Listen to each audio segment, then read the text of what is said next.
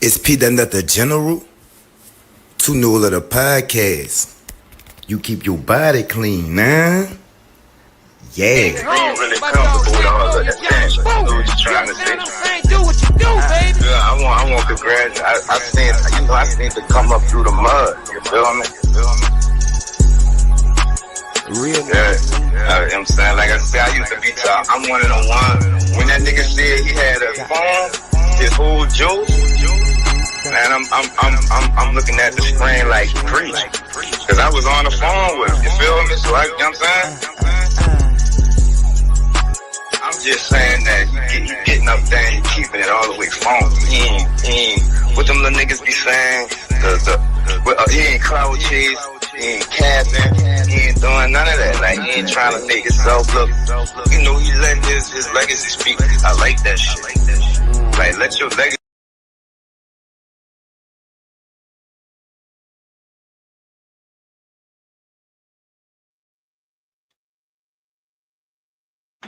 Y'all already know what time, y'all. We right smack dab. We're gonna continue with it. You heard me right smack dab in the middle of Women's Week. As we continue, I want to thank all the ladies for participating. Respect y'all, for y'all stories. You heard me. We do hear y'all. For the fellas week next week, you heard me. But on to our next guest, you heard me. Without no further ado, with her stories, I'm gonna let her tell. Yo, What's going on, General? How you doing yo, today? Can you hear me? I'm cool and big. Yes, ma'am. Yes, ma'am. I'm cool. Tunula, evening to you. You heard me. Do you want to start the video straight up? I'm going to say interview straight up, or do you want to get some shout outs? You heard me. I can introduce myself a little bit. All We can right, go start ahead. here and then we can jump into the interview. All right. Um, Sir. Say that one more time. Tell them who you is, sir. I go by Honeycoated PYRO. Hi, everybody. I am 34 years old, single mom, have 4 children. Um, I have, I work. I have multiple. How can I say this? Streams of income. Yeah, streams of income. I I got do hair, I do nails. That's what I mainly do, hair and nails. That's my passion right there. That's what I got a love for. Definitely big heart for that. So, you know, hair, nails. I do content, adult content, content only though. Um, and that's about it. That's pretty you. much You mentioned being a single mother. And one of your father's children killed, right? one of them. Yes. Could you explain the life of a single mother, a black single mother, times like these today? Oof. It's a challenge. I'm gonna say that it's a challenge. Um, having children that does have a father here and having children that doesn't have a father, it weighs a lot on me. Because I have 2 children that will never get to know who their daddy is. Um, and I have 2 children who does know who their daddy is, but he doesn't support the way that he's supposed to. So it's a challenge, but I wouldn't change it for the world. They're my babies. They part of me. You get what I'm saying? So I wouldn't Like, change it. like that. So it's I one feel of like, these, go ahead, my I bad. feel like God gave them to me for me. He gave them to me for a reason. So yeah, It's all in your purpose, right? basically. So it is one of those things you have to, I'm asking all the ladies. So I told you, I'm gonna say, I asked you like a single mother. What about life, black woman, period? In general? How is life for y'all? Is it hard on y'all? It is a little. It definitely is. Cause when it comes down to the children, and I hear a lot of, oh, because You know, you're not with the baby dad no more. That's our fault. We should have chose better. But you can never say, you can't really say that, because there's people out here that portray to be something that they're not. And you know, you find out later down the line that they was never who they said they were, and now you stuck. You feel me? So you just gotta move on from that. It's situations like that. You know, I hear a lot of, you know, parents get blamed for the decisions that their children make once they become adults. Oh, well, you should have been raised better. You should have raised your kid better. It doesn't really, you can't blame the parent for the decisions Mm, that they make once they become adults. That's not on the parent. mm, As a woman, period, we have so much out here in the world that we gotta pay attention to and be aware of. fact. I, Just I, being a woman, you know, we I, got to pay attention to our surroundings. We have to be able to protect ourselves, because there are people, not even just men alone, but people, women and men, that hates on just a woman being a woman, period. So we definitely got to watch watch our surroundings, being out here. If you out here late at night in the streets, whatever it is you're doing, taking, to provide for yourself and your family, you got to stay aware of that. You got to be careful about, who you let into your circle, who you let in your life, because, baby, if you don't vet them people and you don't be careful, yeah, dang. oh we, Ooh. that's not the right. That's right. I feel That ain't you. it. It's a The scary Midwest, thing. yes, ma'am. The Midwest, Detroit, Michigan, right? Right.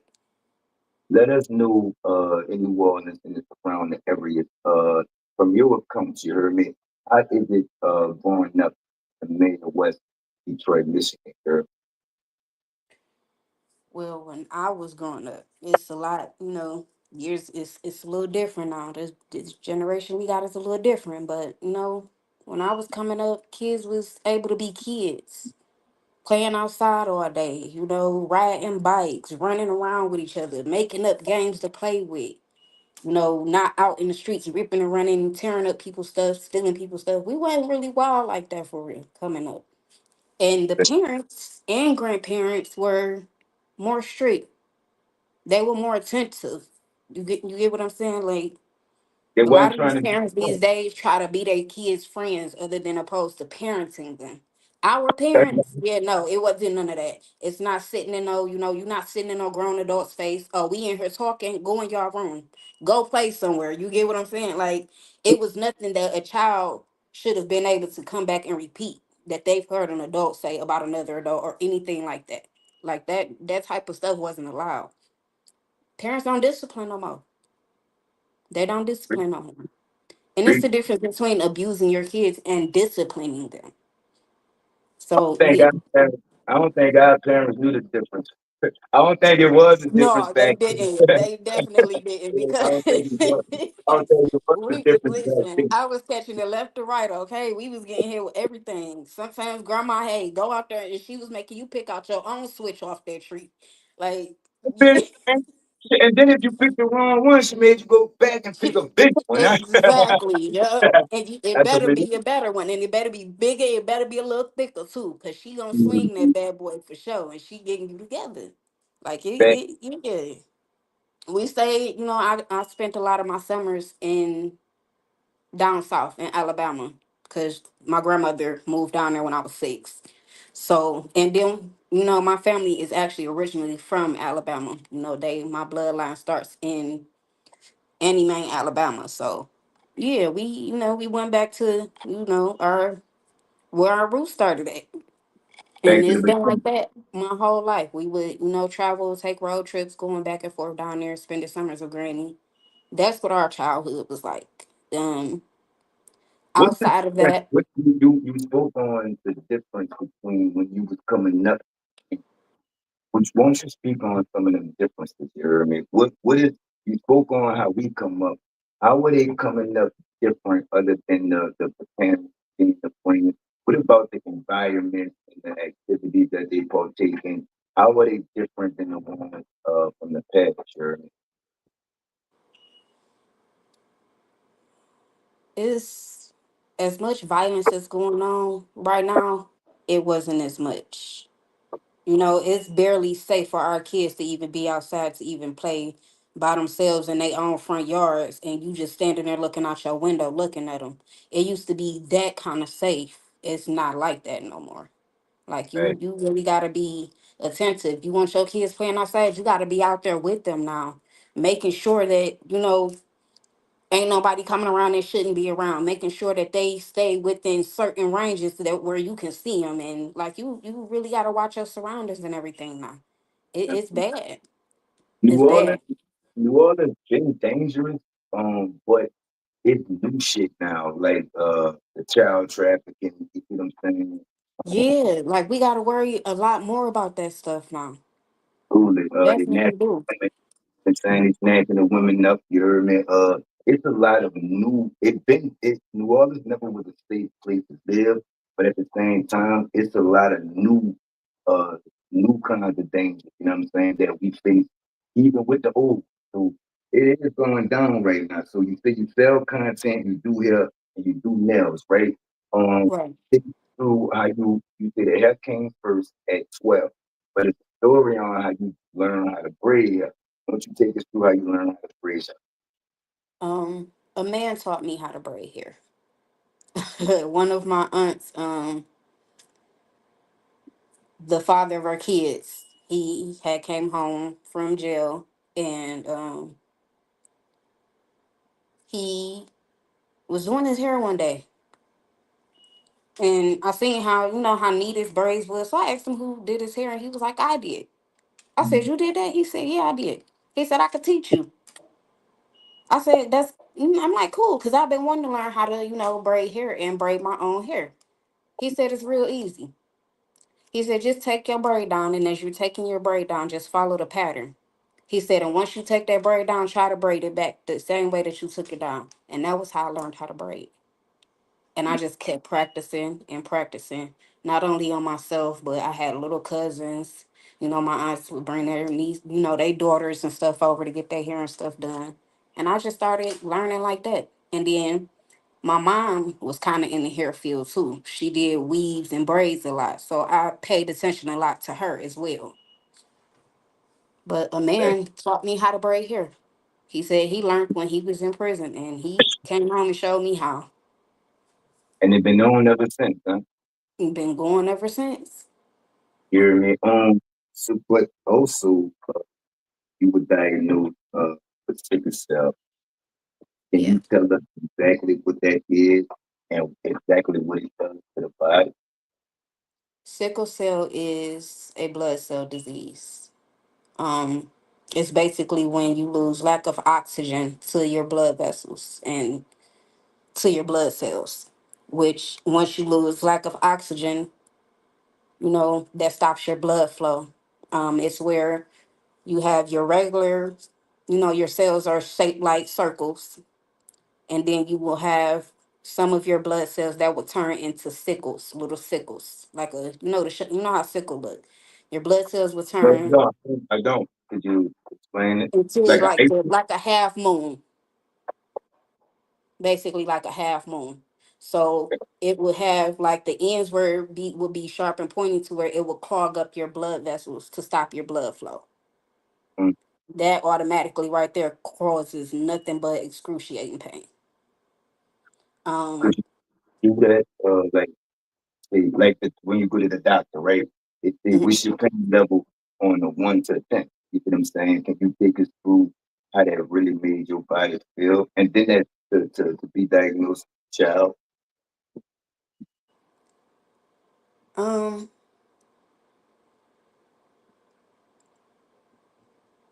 I'm gonna say, that shit just hurt, man. yeah, it Thanks, did. thanks. I got you. That shit just hurt. So, with an It illness definitely like did. with an illness like this, right? Uh, did that hinder your childhood in any way? You heard me. Did you have any restrictions Man, on you where you would run around, play like the rest of the kids, or were you restricted due to your health? but yeah, a lot. I'm little, So I've been short my whole life. So Me I've too. always been 4 feet. So I ain't that even short. I'm 5'6". Short, short. so even at like 12, 13 years old, from the age of 11 on up, I've been dang near the same height since. So I was Mm. littler than everybody. But even by them, because they did know that I did have sickle cell and I would be in and out the hospital a lot, they would kind of treat me as if I was fragile, Well, or you they would okay? treat You me okay? like I would be a year younger than all the other kids or my brothers or my siblings or whatever that I'd be running around with, younger than them, just by a year or two. They would treat me like I'm 3, 4 years younger than them. Like it was like they looked at my sickle cell as a way to baby me. Mm. They tried to use it as a way to coddle me and try to, oh no, we got to be careful with her because she might break. Like it, yeah, it was like that. So I couldn't, most things that kids was able to go out and do, I had to sit back sometimes. But I was a pretty much quiet kid anyway. I stayed to myself a lot, so it really didn't bother me much, for real, for real. I thought about it. I would sit back and think about it as a kid, but I was a quiet kid. Definitely a quiet kid, but they definitely treated me differently. I used to get picked on because of my height. Um, because of the sickle cell, you have so many other things that happens to your body. Like one of my legs are longer than the other. So I kind of walk with a limp. You can't really tell unless you actually paying attention to me, but I walk with a limp because one of my legs is longer than the other. And Mm. that's why I'm short the way that I am. So I would get picked on for that. So I just kind of stayed to myself. I stayed a quiet kid. I could kind of relate to that too. I was kind of on a lot of restrict. I had asthma bad as a child. You know what I'm saying? So I couldn't really do what I want when I wanted unless I snuck out. When I snuck out to be at work school, I just had to chill too. So I could relate to that. You know what I'm saying? So did that do anything to your if you could remember to your self esteem?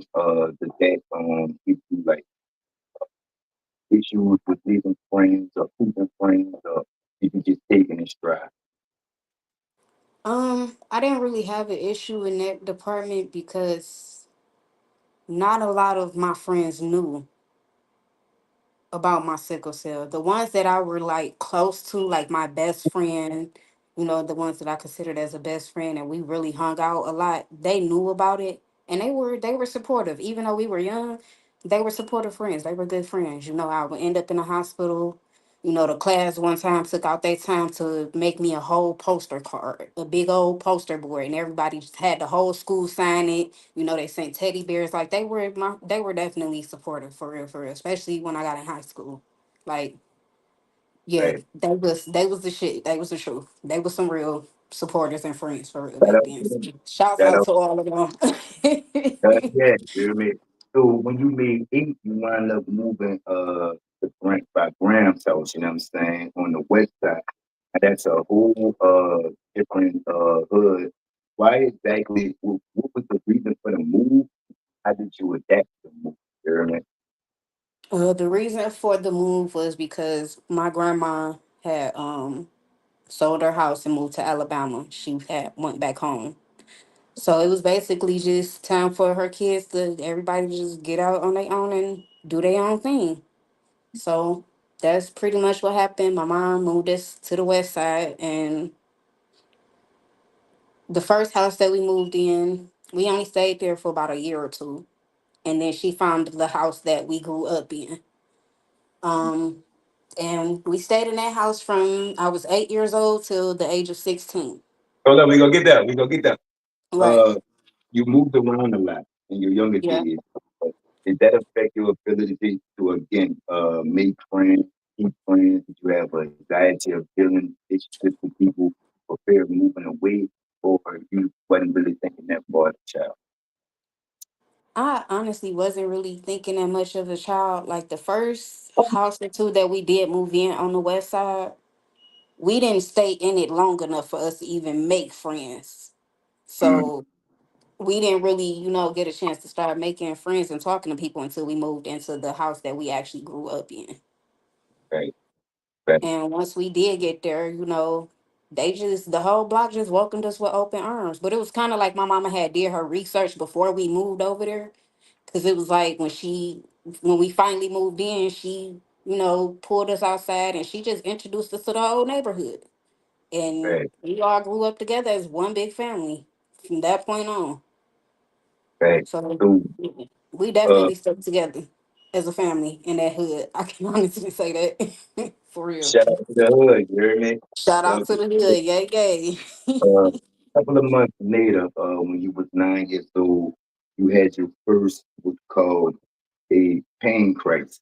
Uh, can you tell us what exactly is a pain crisis, and can you take us through what you went through, going through your first pain crisis? Okay. As I was saying before, pain crisis starts when, you lose lack of oxygen to your blood cells. Um, when that happens, it's not anything that triggers you. It's not a warning. You don't start feeling some type of way before that happens. It just happens. Like I could be, outside playing with other kids, just sitting on the porch talking, and all of a sudden pain will shoot up in my leg. I just out of nowhere. And it would get worse from there. And then after that, it was just my health would just start declining. Once I would get sick, I would start, vomiting, fever. And at that point, mom's got to take me to the hospital. Mhm. So I would spend at least 2 weeks in the hospital, the most, every hospital visit. And when they were worse, like if I had pneumonia with the sickle cell crisis, that would be causes for me to end up standing there for a month or more. Like it's different types of sickle cell. So it's, one is just, they both worse, but one is worse than the other. So you say mom's had a tree, dad had a tree. That's how Right. you got it, right? I Yeah. asked you, did you ever blame God? Did you ever blame your parents? You said no. Why do you think that you never blame anybody? You said it was so I could find my purpose. Why do you think you took that stance at such a young age? What exactly was the purpose that you uh, Um, like I said, I never blamed God. I always questioned him why this happened to me, or why me, why this gotta be, why me? Basically just why me. You know, I did say that I did blame my parents for a little bit, but that was through my childhood up until, I got older and became an adult.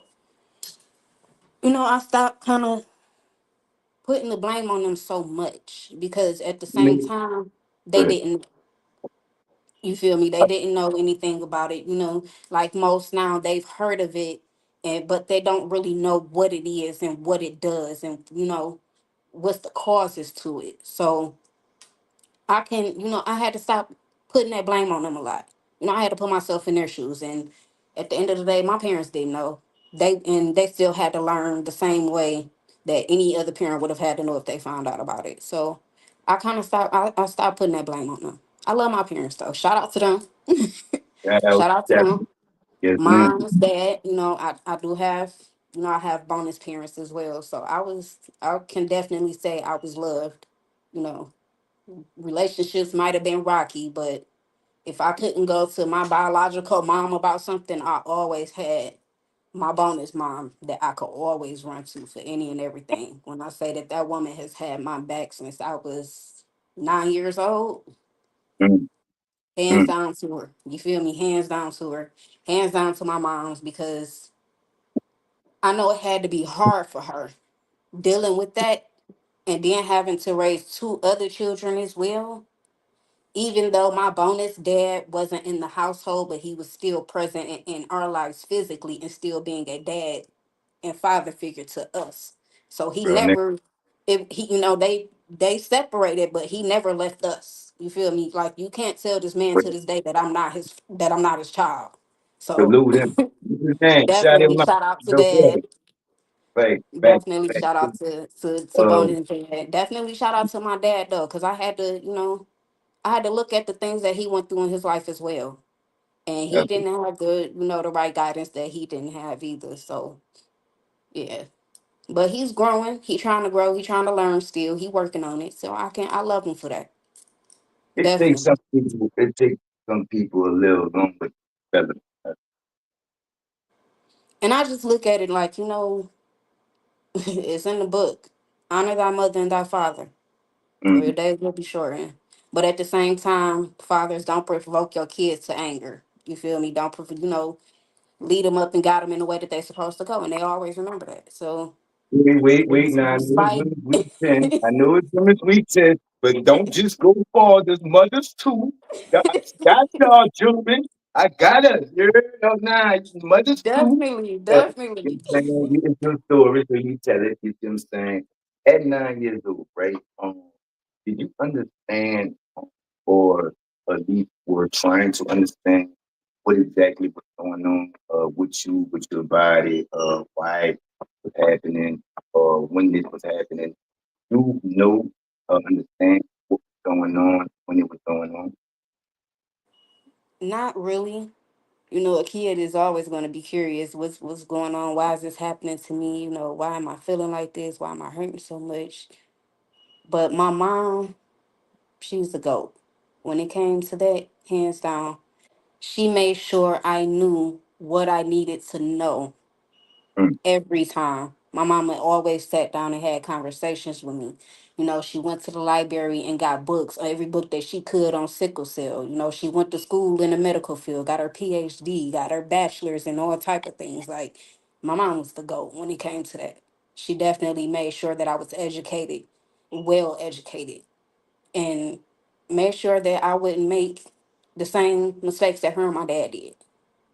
So she was definitely the GOAT in that, hands down. Okay. Mm, I might be skipping some things, uh, or maybe too late. Uh, you were molested when you was young, correct? Yep, I was 8 years old. I knew I skipped, and I'm sorry about that. Oh, it's Um, good.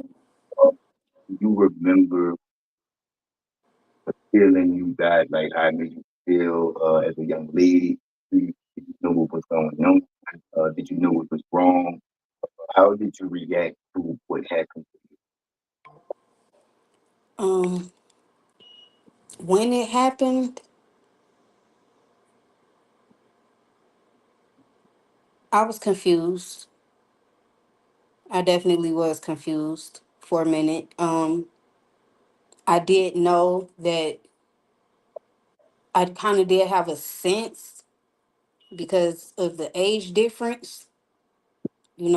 I in my head as at that age, I'm thinking like, oh, okay, because of the age that he was, How I old knew was that what he was 18 and I was 8 years old. So I knew that that wasn't right. I knew that the age difference wasn't right.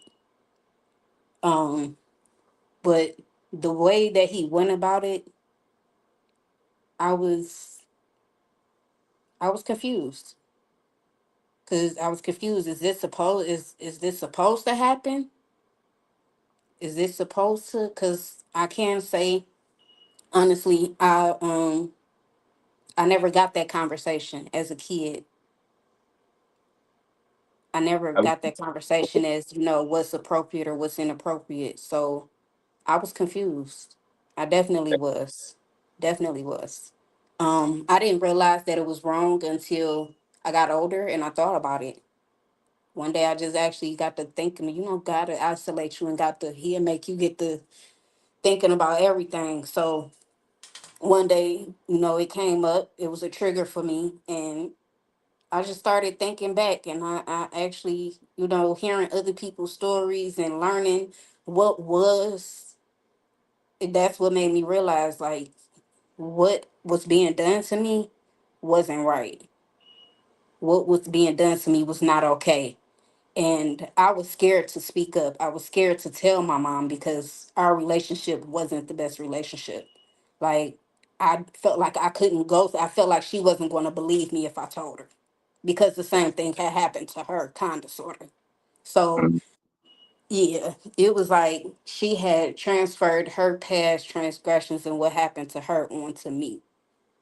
So it was hard for me to communicate with her and talk to her and be able to confide in her like that. So I held on to that until I was an adult. I didn't speak up about it at all. Can you speak to the young women, young ladies who are either going through something like this or have been through something like this, the importance of speaking up, who exactly to speak up to?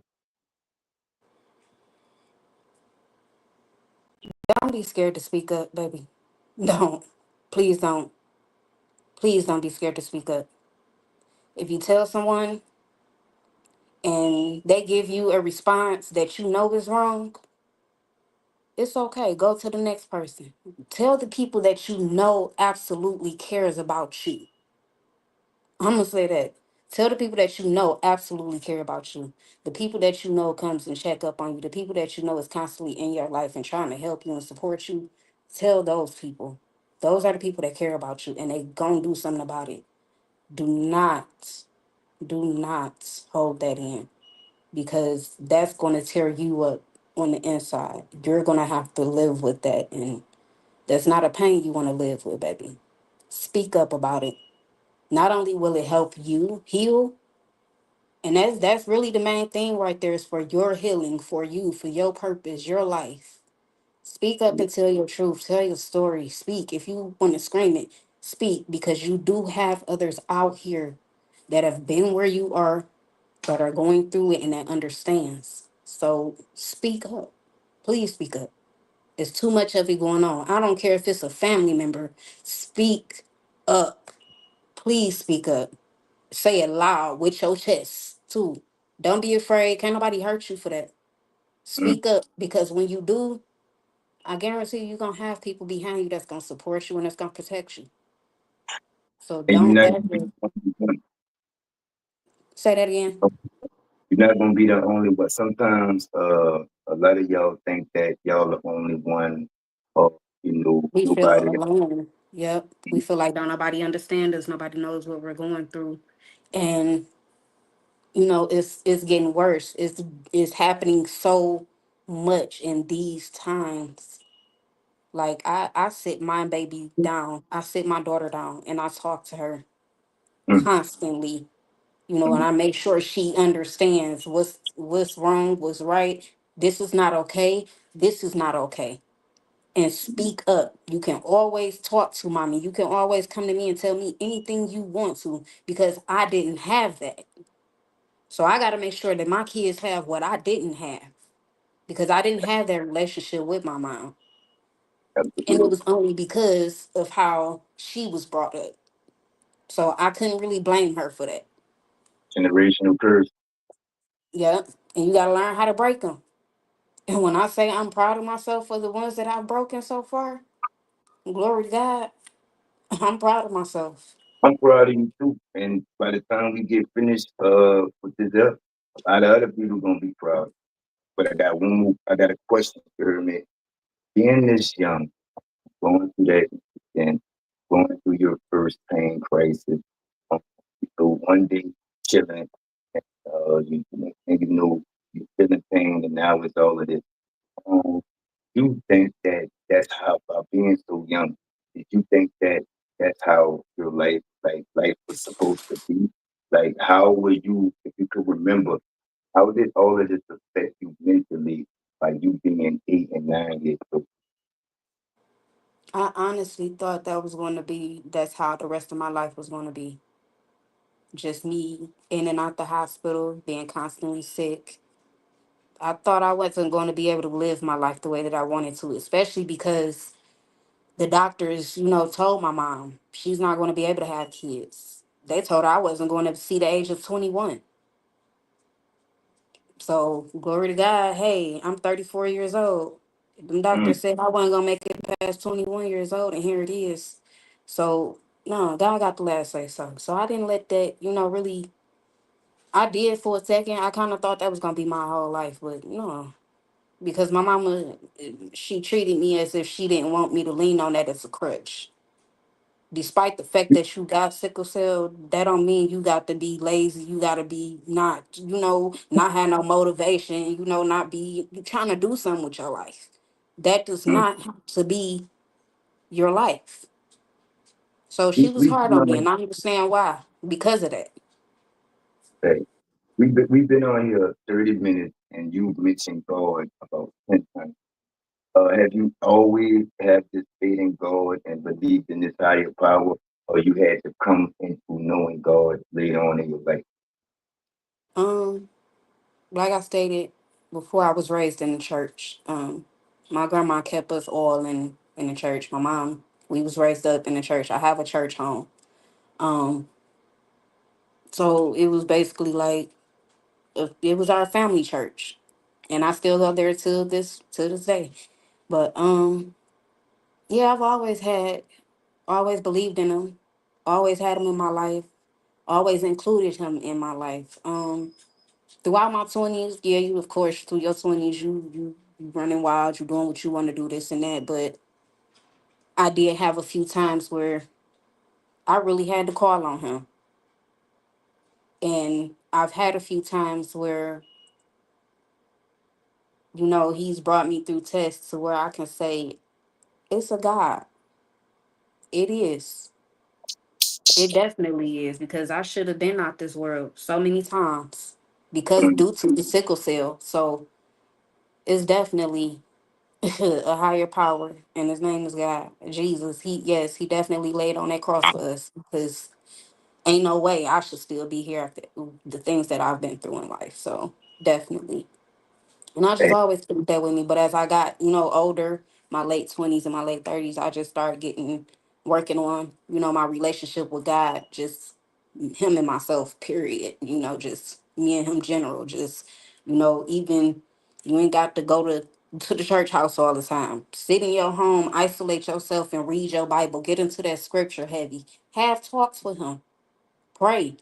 Get on your knees. Cry if you got to. Let it out.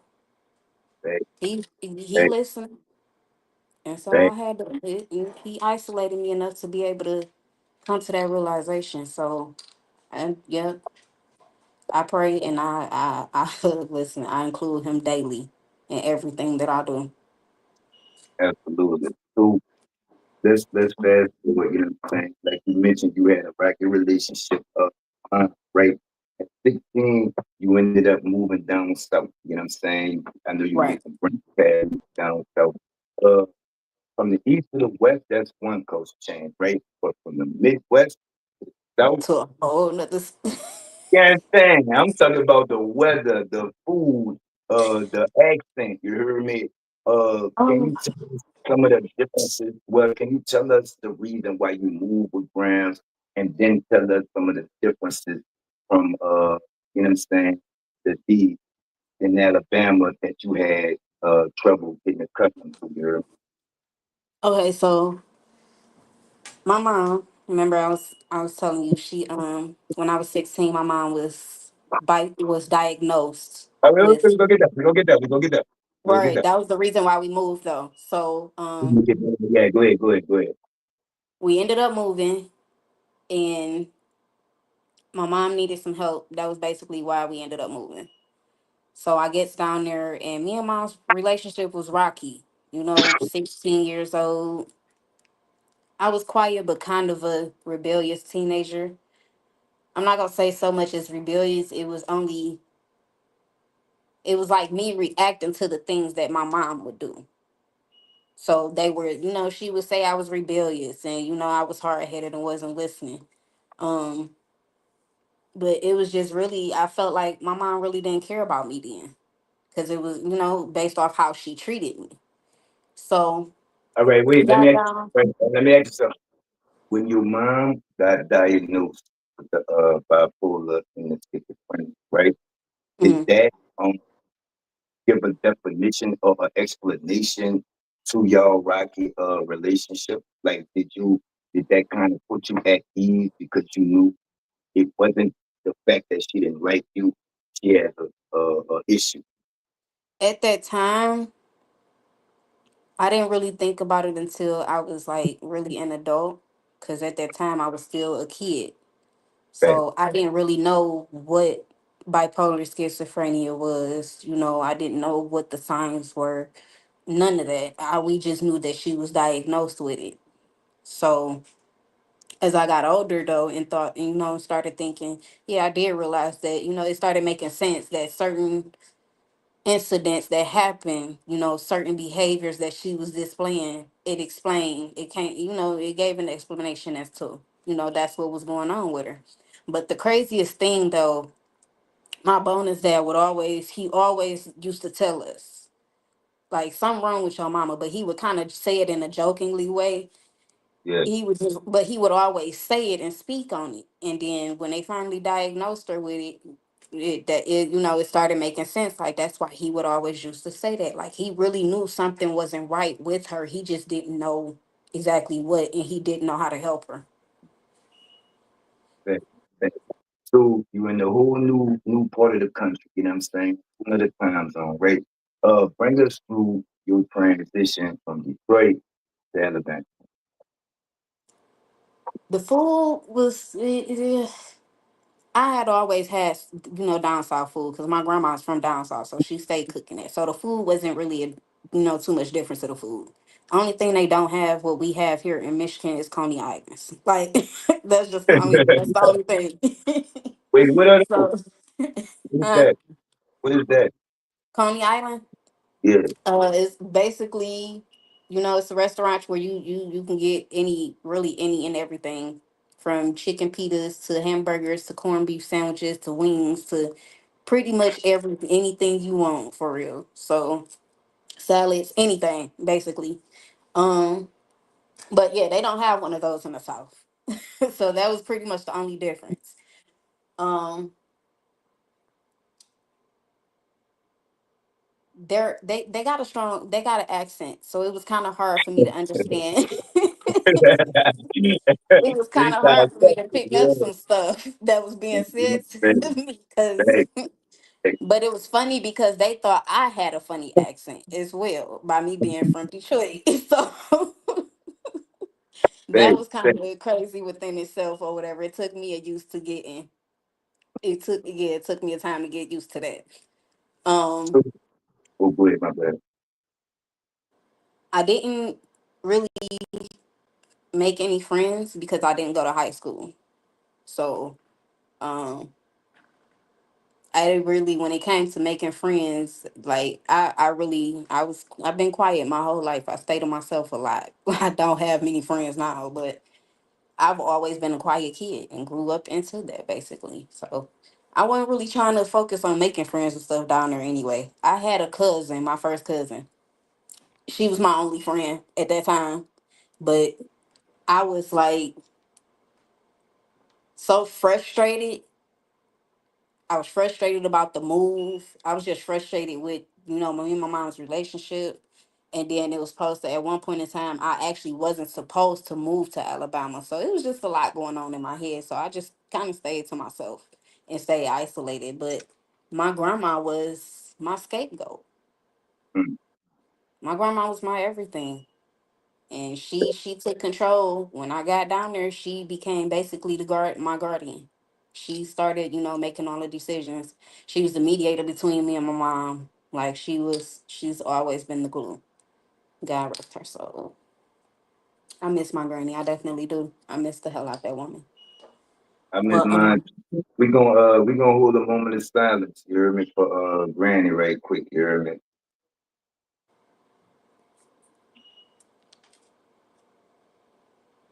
So you move, you getting settled in, and then you get sent to military school, correct?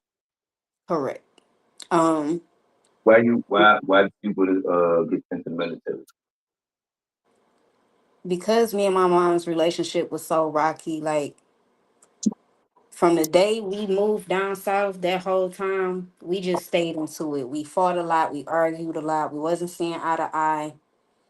Um, and my grandma was battling lupus. So she couldn't really, it got to a point to where she couldn't really mediate the way that she normally would. school?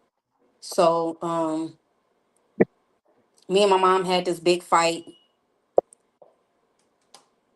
and she pulled out these stack of papers that night. We had to fight, and she said, "You got a choice. You can go to military school or you can go to high school and graduate from high school when you're supposed to, finish it out with your cousin." I chose to go to military school because I didn't want to be at home that bad. That was how bad I was trying to get out from up under her. I chose to go to military school. And she had already had the application and stuff filled out. And the only thing I had to do was sign my part. I had to write down some goals and let them know, what I wanted to do, where I see myself in the future, what my goals was. And I ended up starting that summer. And they helped me with a lot, definitely. How was that experience for you, especially with the illness and just the frame of mind you was in, going through all of that? You were only 16. How was that military experience for you? It wasn't that bad, actually. The weather does play a major part in triggering your crisis for sickle cell. So by me being down south and it's constantly warm and hot down there, I didn't have a crisis like that. Like I definitely can say that that was really the best times that I could just really be a kid and just do stuff. Now, when it did, we had to get up every morning and exercise and do what they do in the military. We stayed on the military bases. I stayed in basically like a room, a big old room, office space with 17 other girls. We started off with 18 girls. We only graduated with 8, but that was quite an experience to me because it was, female. It was young girls in there, same age as me, a little older than me, maybe by a year or two, but they were dealing with, not only did I have to worry about going through and dealing with what I was going through, but you were actually seeing what other young girls were going through and what they were dealing with. One was in there pregnant. She ended up going through the whole program through with her pregnancy. She had the baby after we graduated. Shout out to Um, they made accommodations for her for that. They made accommodations for me with my sickle cell. I ended up in the hospital one time. mm, I stayed in there for about 2 weeks. I went home to recover for about a week. And normally, their policy was that once you leave, you cannot come back. But because of the circumstances, they allowed me to come back and finish it out. So back. that was definitely a blessing in that. So, it was girls in there going through battling with, mental illness, depression. One girl, this was the first time I actually seen someone cut themselves. One girl would go in the bathroom and she would take the spirals out the spiral notebook and she would cut on herself in the middle of the night. Like that, and it played a major part on my mental because I couldn't understand it. Like I really couldn't, but I just understood that she had to be hurting in order to be doing that to herself. She really had to be hurting on the inside. But Long, it oh was my bad. definitely an experience. How long did it take you to fully understand and I guess cope with that sickle cell? I didn't hear that last part. Uh, Trying to cope with living life with sickle cell? How long did it take to understand fully about the disease and the illness? Um, you know what to do when like if you- when was the time that you learned about it fully, understood going on? Um, when I moved back to Michigan after I graduated from military school. So I was 18 years old at that time. And at that time I had to be on my own. Yeah, I had moved in with, I moved back with my dad and his wife, which was my bonus mom. But I call her my mom, but I don't want to confuse y'all with the moms. So Shout out to bonus mom and shout out to dad. You hear me? definitely shout out to both of them. So She was always definitely a big support system. So, she would make sure, she still always made sure that I got to my doctor's appointments and stuff like that. Even throughout my childhood, she was, trying to educate herself and trying to understand it. Um, my dad not so much. I guess, and I'm gonna say in his sense, he feels like he did what he could do, but I feel like he didn't put in enough effort to try to understand and learn about, what this is and what it does and how serious it is. So, but mom was always the support, the mediator. So it kind Right. of, things would come together because she was there to mediate everything. She was there to mediate certain things. But as yeah, when I turned 18 and started being on my own, yeah, that's when I had to buckle down and really understand and learn more about what was going on with me and what I need to do to keep myself healthy and, stuff like that. Can you give the family members and friends of people that suffer with sickle cell advice on how to better handle deal with a failed family member with this type of illness? Support, support, definitely. The support is necessary. It definitely is because when a person is going through that and they're in the hospital, the only thing that's going through your head is, am I going to make it out of here? What's going to happen to me next? And is this going to be my last? So definitely the support, coming, going to visit them in the hospital and stuff anytime that they get sick, just checking on them, seeing if they need anything, um, learning about it yourself so that you can support them and help them with it. Um, and just getting educated. If you have it, get educated yourself. You got to eat healthy. You got to stop the alcohol. I was a heavy drinker, throughout my 20s. I partied, I drank, but I stopped. I had to stop drinking because it was a trigger to me ending up in a crisis. It was a trigger to me ending up in a hospital. So I slowed it down. I Now you won't even catch me taking a shot by myself. If I go around family and they want to drink or whatever, yeah, I'll take a shot or two with you, but I keep it at that limit. Like my people's, until they be getting irritated with me because and they talk shit. You ain't gonna drink. You ain't gonna drink. You ain't gonna take no shot. They be really irritated with me because they know that I used to throw down with them, but now I won't even. Mm-mm. Nope. Were you Um, I used to were you smoke cigarettes. was that That's another unhealthy thing. And I stopped cold turkey. Got up one day and God just told me stop. And I stopped. I couldn't take the smell of it. I couldn't stand the sight of one. Like I hated it from that point on and never picked one up ever since. You won't even catch me with one in my hand. Mm-mm. mm, Nope. Won't even dare. But oh, yeah, eating healthy, drinking, staying hydrated, plenty of water, fruits, vegetables. You got to make sure you eat right. Dr. Sebi, get into right. him. Listen, get Dr. Sebi, okay? Rest in peace. That's All all love, I'm gonna Dr. say, Samuel. Dr. Sebi. That Yup. that good. So you mentioned you didn't go to high school because of this illness. You didn't make any dances. You didn't get to go to any field trips, no crime, anything like that. Did that bother you in any way, or did you know that it was the illness and this was your purpose? It didn't really bother me that much. I kind of felt like, I started getting to a point like, you know what? It honestly possibly could be worse than this. Honestly, I could have something a whole lot worse than sickle cell.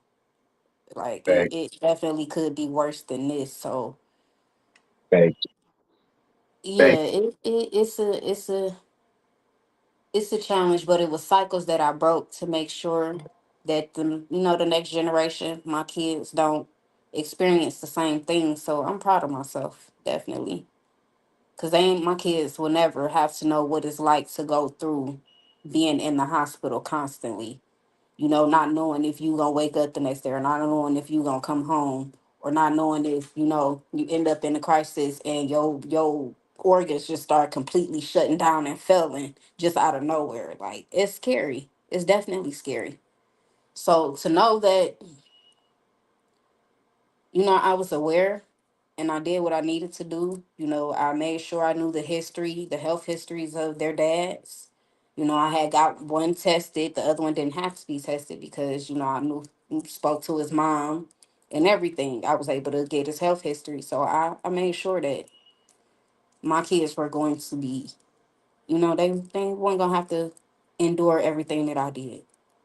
Now they Fact. do have the trait because I have it full blown, but I still will have to make sure, as they get older, that they do still know about it and is educated on it, because if they, interact with someone that does have the trait because they have the trait, their child could Yeah, could fact. end up dealing with it. So that's what I don't want to happen. That's what I don't want to repeat. So I would definitely, make sure my kids is educated on it. And I talk to my kids about it, even though they young, but they're not that young. They're old enough to understand and comprehend. So yeah. Absolutely. Do you have a fear of one day leaving them? What's gonna happen? Oh yeah, I pray every day. Every day. God, I pray that you don't take me up out of here before my kids are grown and well enough to live on their own. Because I would never want to have to leave my kids to anybody else to have to take care of. So that I say that prayer every day. God, just bless me enough to live long enough to see my kids go on into this world, living their lives and making something of themselves, starting their families. As long as I get to see the beginning of that, hey, I'm good with what you do with me after that. He ain't going nowhere. You know what I'm saying? So boom, let's fast forward, right? When you made 19, got into your first relationship, right? Right. Through everything that you went through at such a young age, 19 still a young age, right? How was your first relationship? He was the love of my life. He was my first real relationship. Um, he was 6 years old, 7 years older than me. So, he was, I can't say that I learned. I definitely learned a lot from that man. God rest his soul. Definitely learned a lot from him. By him being my first, he was my first for a lot of things. Not only just, my children, but, just living my life with somebody, just being in a relationship, just, living life with somebody else. Um, he was understanding and supportive when it came to my sickle cell. He didn't understand it at first. He definitely didn't understand it, but he learned to. Um, I would end up in the hospital throughout my pregnancies, and he would make sure that he would come and check on me at the hospital and stuff. He would call and keep tabs on me and everything. So he was definitely supportive when it came to that. I dealt with some relationships. Most relationships deal with infidelity. Being cheated on, being taken advantage of, domestic violence. I've dealt with all that. There was a point in time. I mean, it was, yeah. I had one point. I had a gun pointed to my head. So, like, this man questioning, just threatening that he, take my life and his. So I came from a lot of stuff. That was You must around the have time. you You Huh? put it on. You put it on, huh? You put it on. You put it on, Yeah, homie. But let's take a moment of silence for you people. You heard me? definitely. Rest in peace, man. So we're going through you with you went and going through that, right? What kept you going?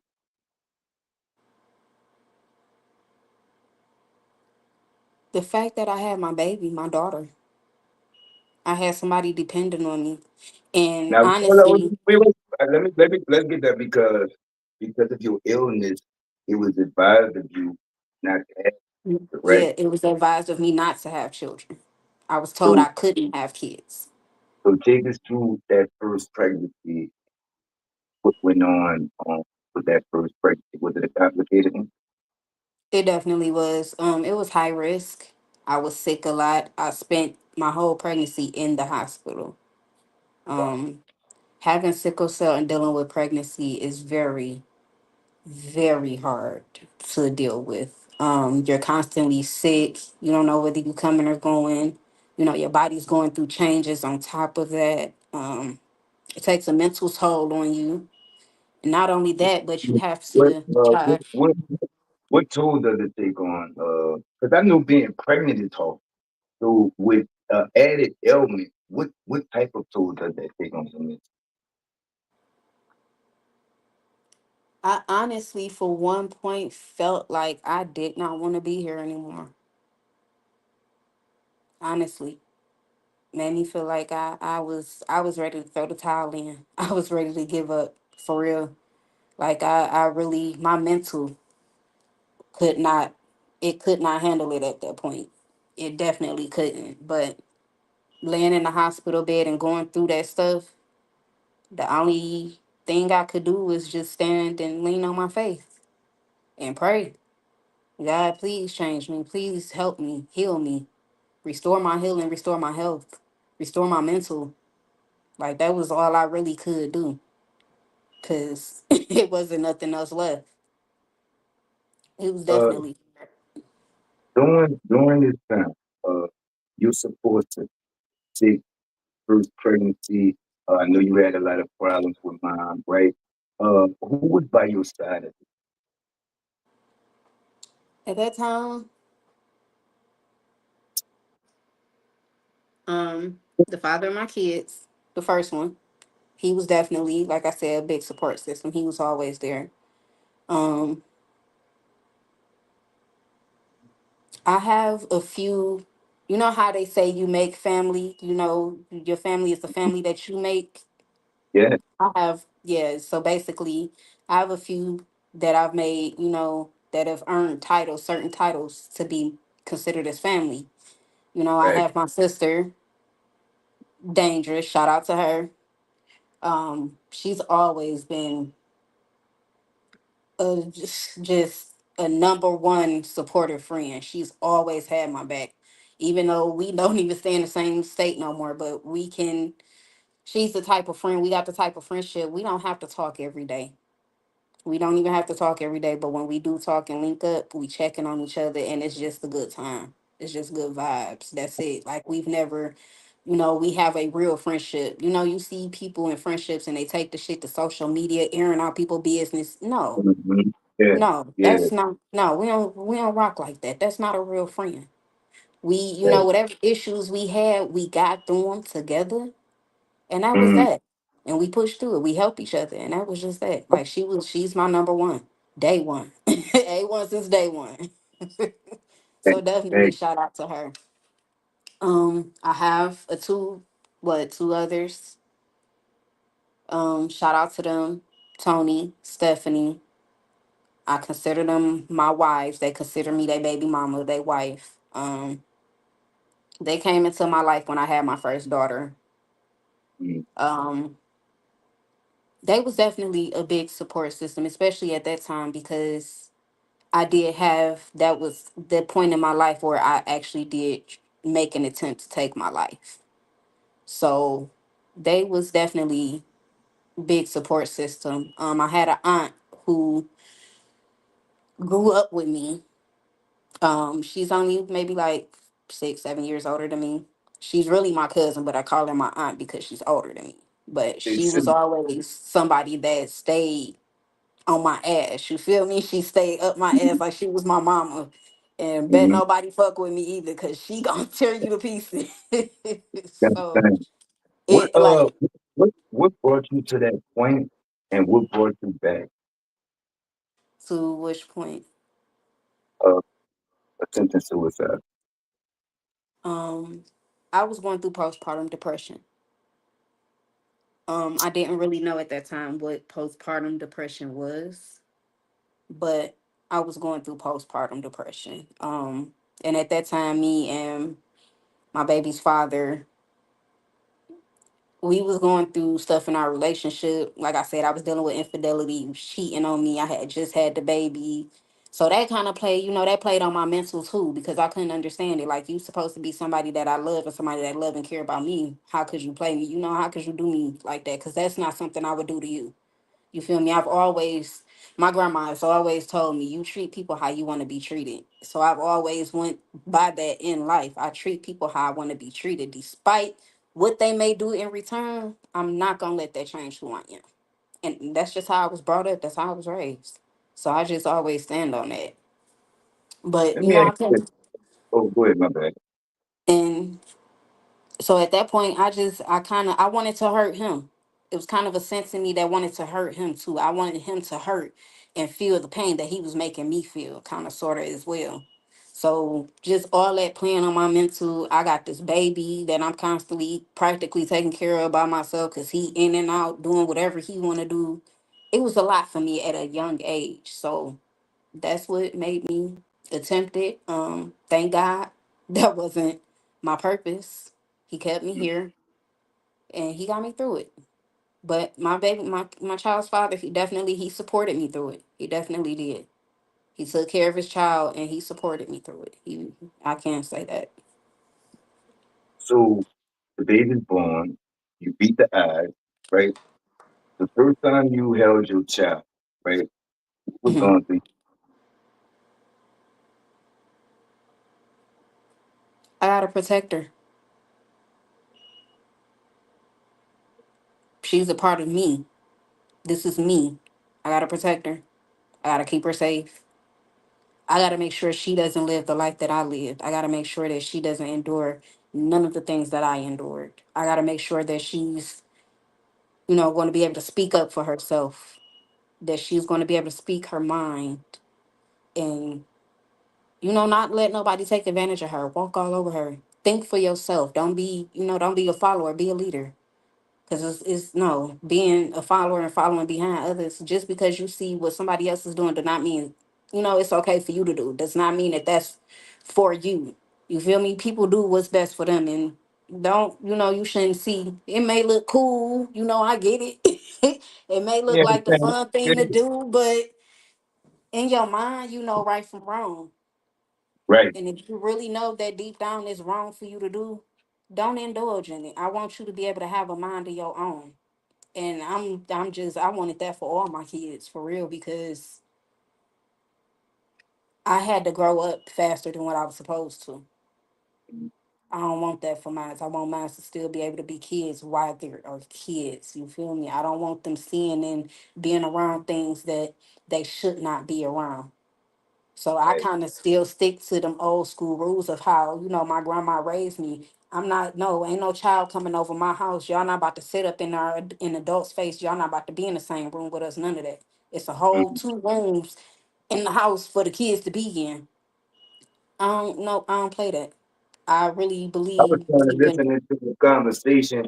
I think when I was 11, my jaw still kind of twitching. I don't know. I just felt it. I don't know if it's trauma or whatever. You know what I'm saying? So you But still feel that slap, huh? That's how crazy. important is it being a mother? Because they say you couldn't. You had all these complications. You know, you and your mom don't have the best relationship, right?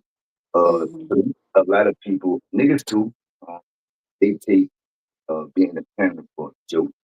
You really have to get the human being prepared to live the rest of their life. They're gonna live the rest of their life, but then they live with you.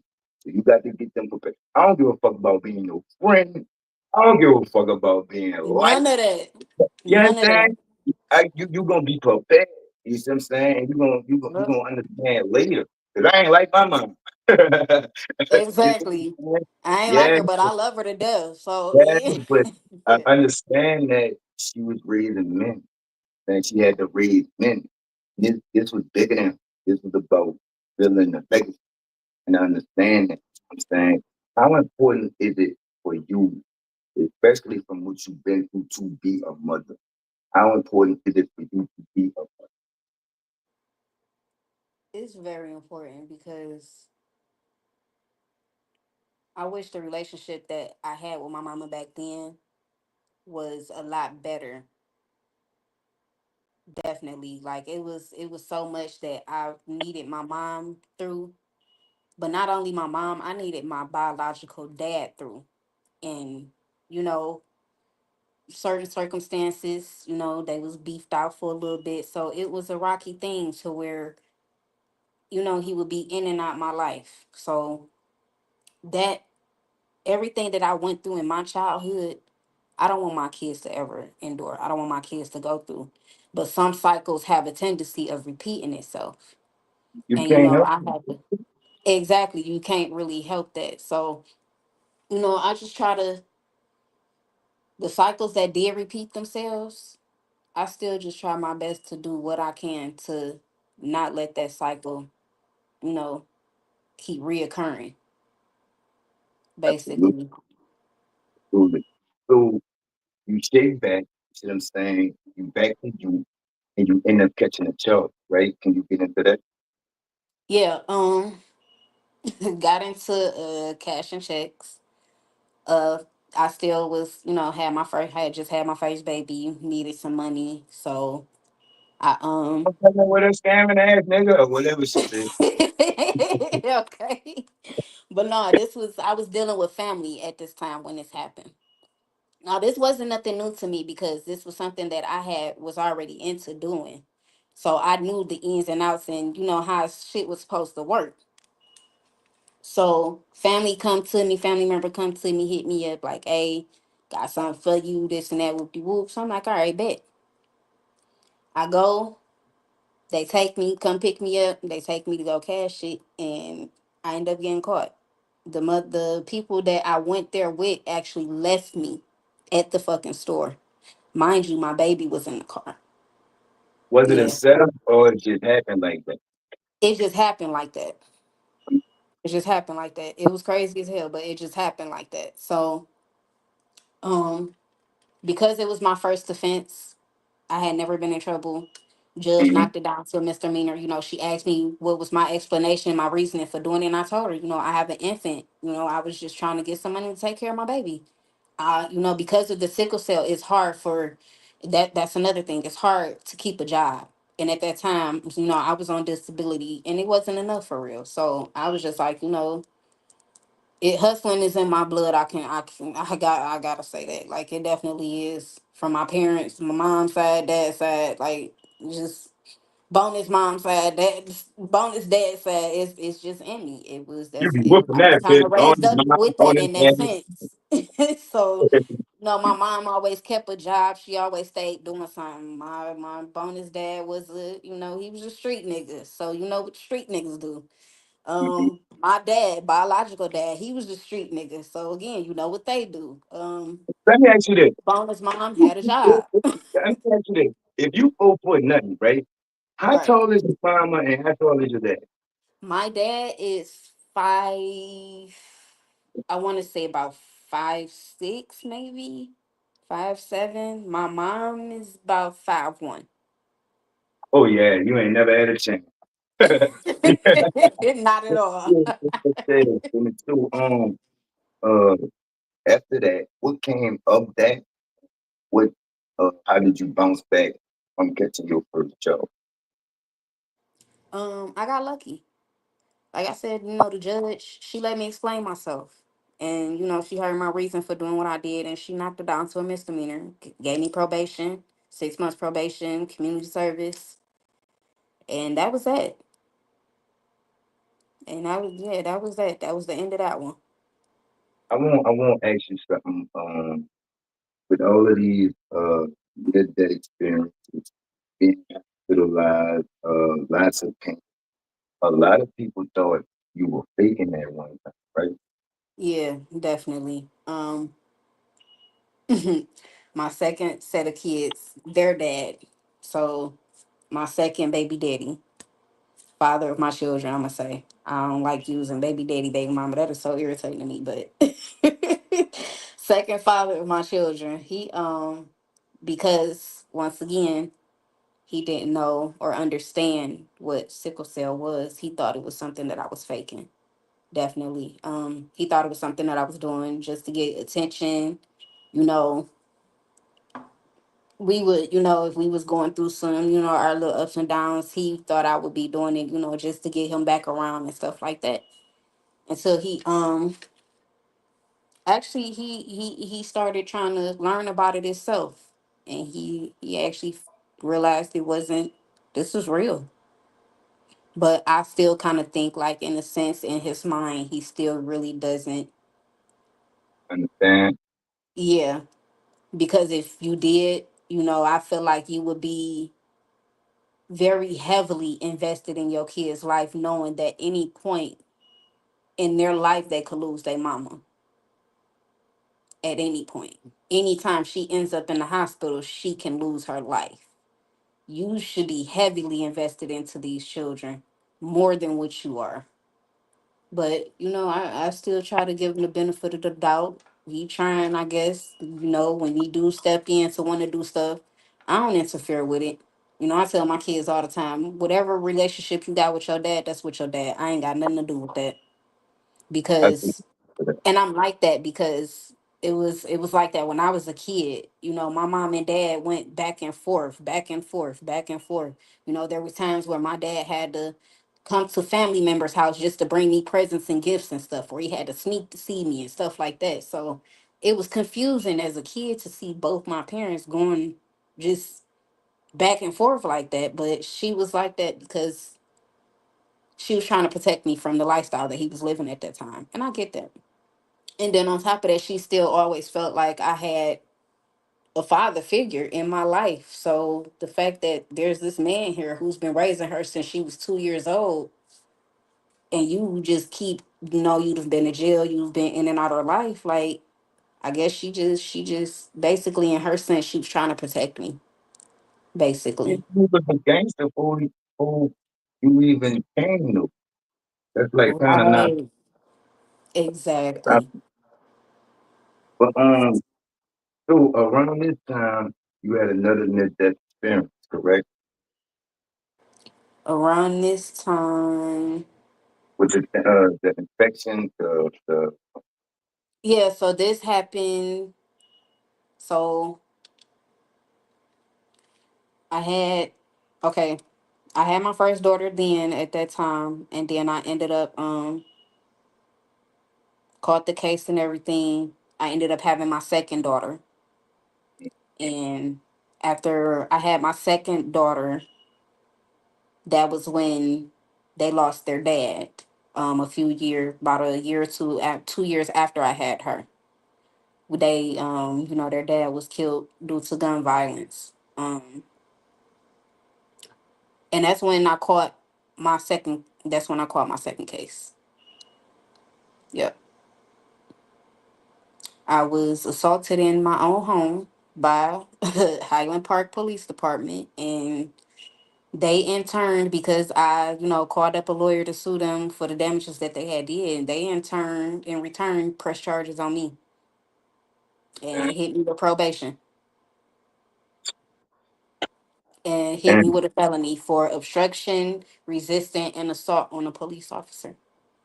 But mind you, they never had a warrant to even come to my home, and the situation had nothing to do with me. It had something to do with somebody that was living in my home. you in you was in Alabama at the time. No, I was here in Michigan at the time. Okay, right. I was about to say it's different down here. You black. You see what I'm saying? They don't Right. care. But so you get to when you're 24, right? And you Yeah. go through something else that Um, you said I was going through something else. you lost your kids at Oh 24. yeah. So after that, I moved out that house after I caught the second case. The house that I was staying in, where I caught the case, that I ended up moving out of that house. But in the process of all that, I got sick. I got depressed, and I was stressed out and was still grieving from losing my kid's father. And at the time when I lost him, I was pregnant. So I was just an emotional wreck through the whole thing. Um, I moved in to no, I got sick, right? That's where I was at. Got sick, ended up in a hospital, and I ended up fighting for my life. Um, Caught sepsis through my IV. Now, what can you explain exactly what sepsis is and how do you kind of detect it? Sepsis is a bacteria, basically like a bacterial infection that attacks your immune system, that attacks your blood system and your bloodstream and stuff. Um, you can get it by the same way you get a staph infection, through an open wound or cut or something, and they don't, sanitize and clean properly around the open wound, and bacteria and germs get into it. That's what happened, but it happened through my IV port. That was the only open wound that I had on my body for bacteria to get into. Um, it ended up leaving me fighting for my life for a whole month in the hospital. So I had to go home on antibiotics, IV meds and stuff. They had to send a nurse out to the house to give me IV medication throughout the week. I had to learn how to walk over again, get back healthy. It had took a toll on me. You say you Um, end up for your life. What exactly did it? hmm, You say you end up fighting for your life. What right. exactly the bacteria do to you? It it basically damn near killed me. It came out of nowhere. The nurse came in to do my vitals, and I was feeling fine. Just other than the pain that I was feeling from the sickle cell, at that point I was feeling okay. But she goes to put the pressure cuff on me, and next thing I know, I'm just telling her like something's wrong. I could just kind of feel like no matter how hard I was trying to breathe or anything, I could not breathe. Like the only thing I could keep telling her was something was wrong. So it immediately affected you. It immediately affected me. Yep. They had did the IV maybe like a day or two before that. So it didn't take that long for it to get into my system.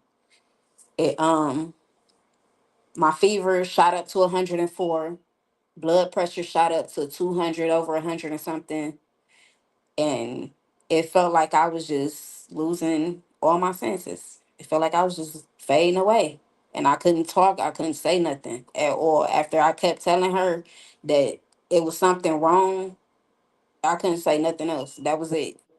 She called the doctors. They came in, rushing in. They had the infectious disease doctors there, had to do so much blood testing and blood work just for them to find out it was sepsis And how did you end up contracting? through my IV port. I'm The little saying, hole, what, how they take the right, you but know how you get an IV done. what did they do wrong for that to happen? She did not sanitize the area correctly. With a She didn't stupid ass, that part. She didn't sanitize the proper way, and yeah, caused me to get an infection. Damn near killed me. you said you had to learn how to walk again. Yep. Take it process.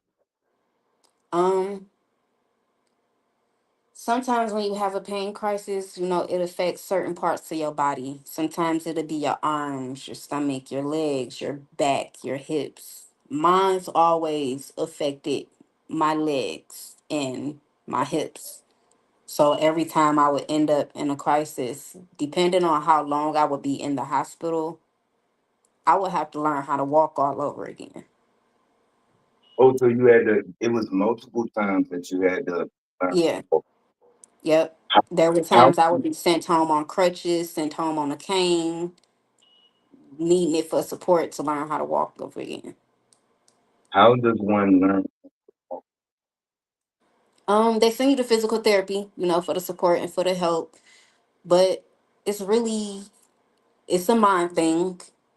You gotta definitely make sure you can't down yourself.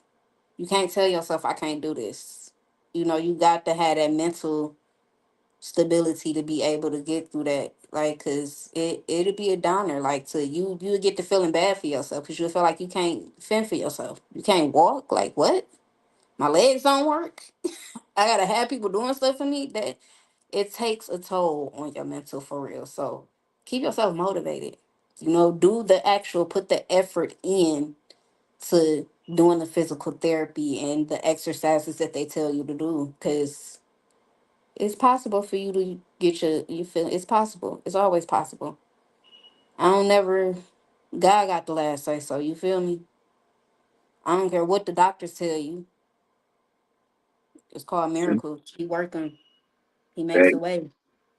all the So time? I don't never believe in whatever the doctors is saying because they've been proven wrong so many times. And they've been proven wrong by our creator, our maker. So that's my proof right there. That's all I They got need. there with that fake ass smile, man.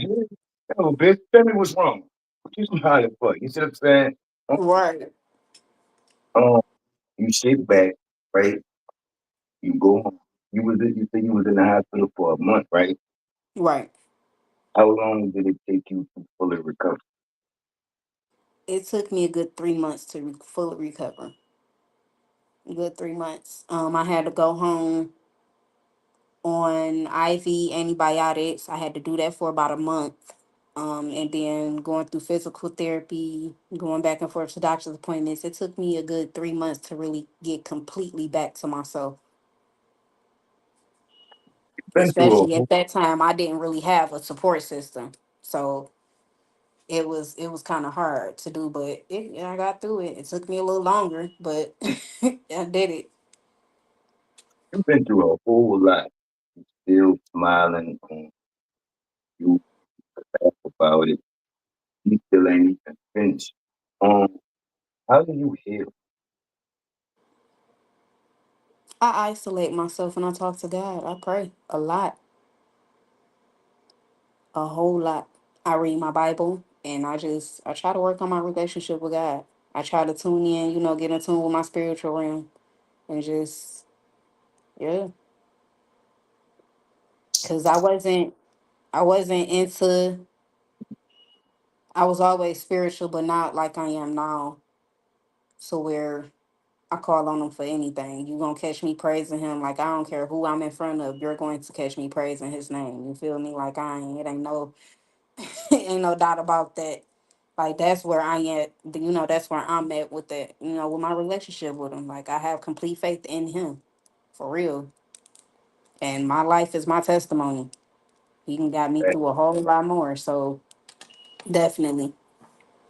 Absolutely, absolutely. So you get out the hospital, you recover, right? Then what happened? Mm-hmm. Then what happened? Now I get out. I recover. Now, at the time that I was in the hospital, that during that month, I was reaching out for help to, help with taking care of my children. Um, the help that I was reaching out to was help that I thought was actually going to be there to help and be there for me and my kids once they lost their dad. But that help, was worrying about the wrong shit. Started worrying about money, money to pay a babysitter and money to shit. If I die on this in this bitch, my kids ain't gonna have money to. They ain't gonna be able to worry about shit. Like, what you mean? But you worried about money. So I called my mom, and my mom drove up here from Alabama, and she came and got our grandkids, and she kept them. I'm gonna let you tell your story, all right? Because most people be like, "Oh, not where you went." That's just me giving you the flow, so you will have everything on you. Tell your story of what happened to you. Okay, so mom comes from Alabama to get my kids, and there was a agreement made that once I got better, once I got back on my feet, I would make my way down there to pick my children up and bring my children back home. So it took me about a good 3 months to recover after I got out the hospital. Um, my first attempt of trying to get my kids home, I had to cancel it because I had court. So through the process of me, trying to make plans to get them home, I had moved into another home. And now I moved into this other home because I had caught the case at the house that I was in. So I moved out that house, moved into another house. By the time I was moving into this new house, I was going through, with trying to keep in contact with my kids, calling my mom, it went from me calling and being able to talk to them every day to her just not answering the phone, and she would call once or twice every week. Like it started getting weird to me, her behavior. So when you say moms can't got them, you got on your feet, right? Was it Right. a stipulated time that you got on your feet, or was it a stipulated time you got on your feet? How long did it take? You know? It took me about 3 months to get on my feet. So it Definitely. wasn't a stipulated time, just get on your feet. No, it took me about 3 months. So that 3 months went by. I had made plans to drive down there to pick them up. My brother, my little brother was graduating from high school. So I was going to use that as an opportunity to, go down there, see him graduate, and bring my babies home. It didn't work out that way. So summer's going by, I'm contacting her, and we still, she's giving me, like I said, the weird behavior started. She stopped answering her phone calls.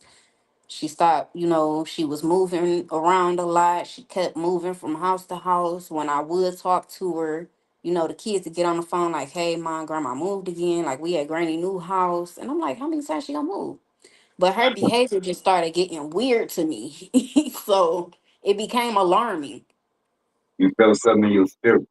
Yeah, I felt something in my spirit went right.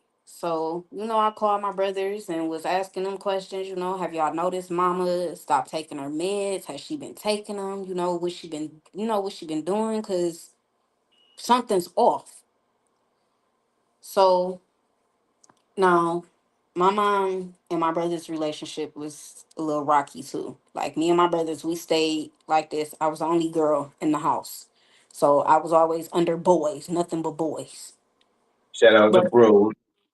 right, shout out to the bros. We like this even to this day. Mhm. So me and my brothers we did little bicker arguing like brothers and sisters do, but you would never catch me and my brothers really just falling out over some shit. Like nothing comes in between what we that brother Right, sister love at all. So we kind of just stuck together throughout our childhood. right. So my little brother was I called him and he like, yeah, she he said that he asks her if she takes her meds and she'll tell him yeah.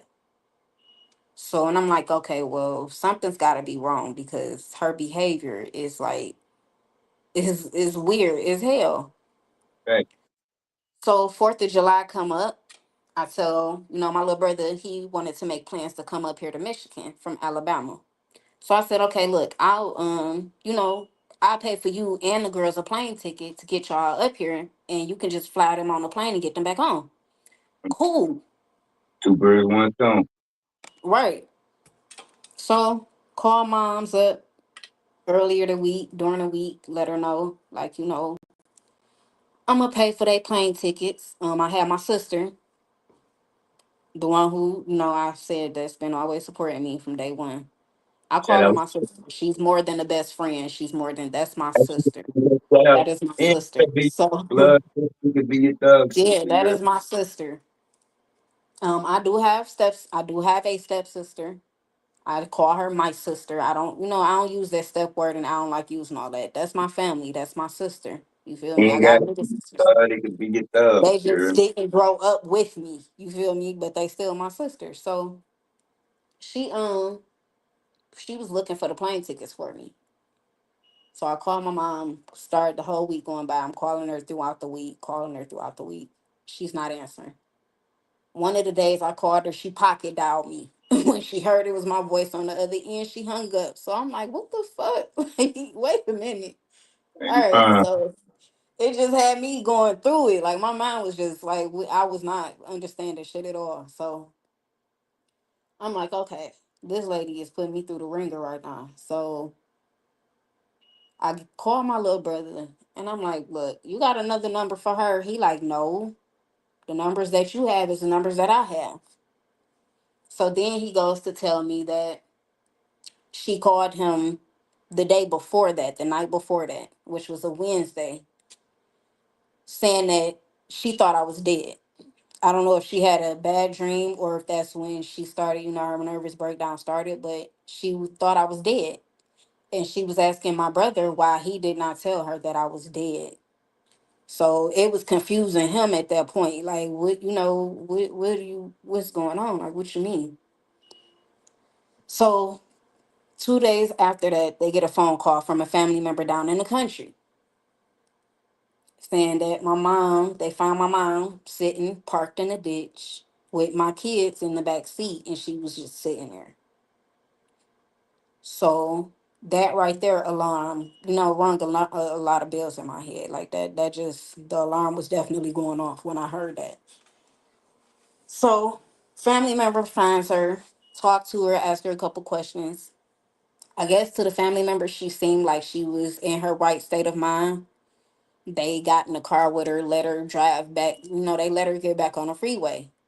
how, She how, starts speeding. how can it be interpreted that she in the right state of mind and she just chilling in the ditch?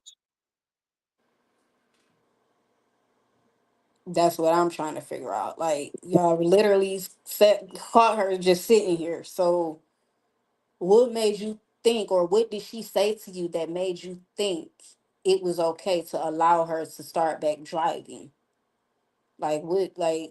What the fuck? So they hop back on the road. Now this is what I'm being told from my brother. They hop back on the road. She starts speeding. They get pulled over. The family member that was with her had a warrant out, I guess, for their arrest. So they took the family member in, took the family member to jail, but they let my mama go. Let her get back on the road, drive back to her city where she lived, which was like 2, 3, 4 hours away. So next thing you know, Saturday comes. I get a call that night saying that my kids were taken from my mom. So who So, contacted you? Did the um, people? my Oh, nana that lives here in Michigan, my nana, which is my bonus dad's mom, that she's actually the only grandmother I have living, the only grandparent we have left living. She contacted me. She blew my phone up, but I was in the shower. So when I got out how, the shower, I how, see how did she find out before you? my brother's called her. Okay, My brothers was able to get in touch with her because I guess they couldn't get in touch with me. Like I said, I was in the shower, so my phone was just ringing and ringing and ringing. So she called a few times, left a message. When I got out the shower, I checked the phone and I listened. The first thing I did was listen to her voice message before I called her back. And in What the went voice through, message, hmm, what was the voice message and went through your head at that moment? at that moment, I was just in full panic mode because I didn't know what to think, how to feel. Just listening to her say that they took my kids from my mom, that was just, I was confused. Like I didn't even have no words. Like I broke down. I had actually ended up getting back in the shower and just to cry in the shower. Like my kid's father had to literally come and pick me up out the shower. Like I was that fucked up. I was just gone. My head was gone. So How I, long had the P.NUT been found since the last time you seen them? since the last time I physically seen them, the last time Like, I physically at the time you talking about, at that time, when at you that first found time, out, when you first found out they were taken, how long had it been? Because I it know it took had been right because my mom had came and got them when I was in the hospital. and it took So you three months to get on your so this feet. was a couple of months that I had not been able to see my kids. That, This was the whole summer of that year. So this was a good 4 to 5 months. mm, So I where was I at? your old man came, got you out the shop. Right. Like I was that distraught. I couldn't think, I couldn't eat, I couldn't sleep, none of that. So after I heard the voicemail, I hung up the phone off the voice message and I called my brothers to see what was going on. And he proceeds to tell me that mom had a nervous breakdown. Um, CPS was called because she was scaring them. You know, my kids had never seen anything like that. They didn't know what was going on. So her behavior was scaring them. And her boyfriend just wasn't no fucking help at the time. So it took them, I don't know why, but they said it took them a minute to find my brother's information. And I'm not understanding how that even happened because he's her emergency contact. Had they just looked in their file, they would have, been able to get in touch with him. They said they sat there with my kids for 2 years questioning, asking my mama boyfriend.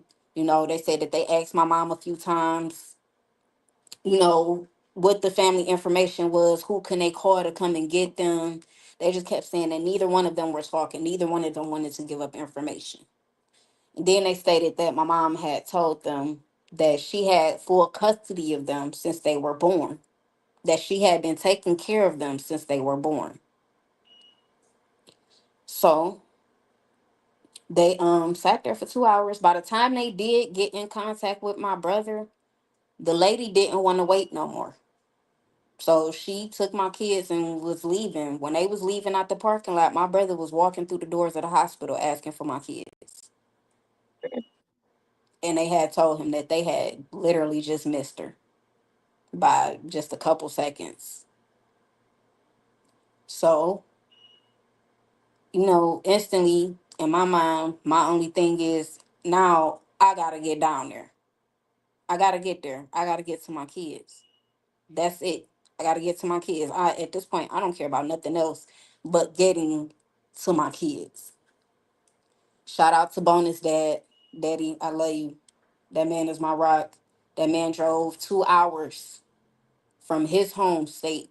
He don't even live here in Michigan, but he drove 2 hours from Ohio to drive me 12 hours to Alabama to make sure I was there for my kids. We got down there. We left out of here that Sunday. Made it down there for the emergency court hearing that Monday. Mind you, it's the 4th of July. So that was why it had to be an emergency court hearing because it was the holiday. And the fact that I live in another state. So they had to do the emergency court hearing. I showed up, and because my kids had been down there with my mom for so long, and it's crazy because I've always spent the summers with my grandma months, Man, the whole summer. that wasn't even long. Right.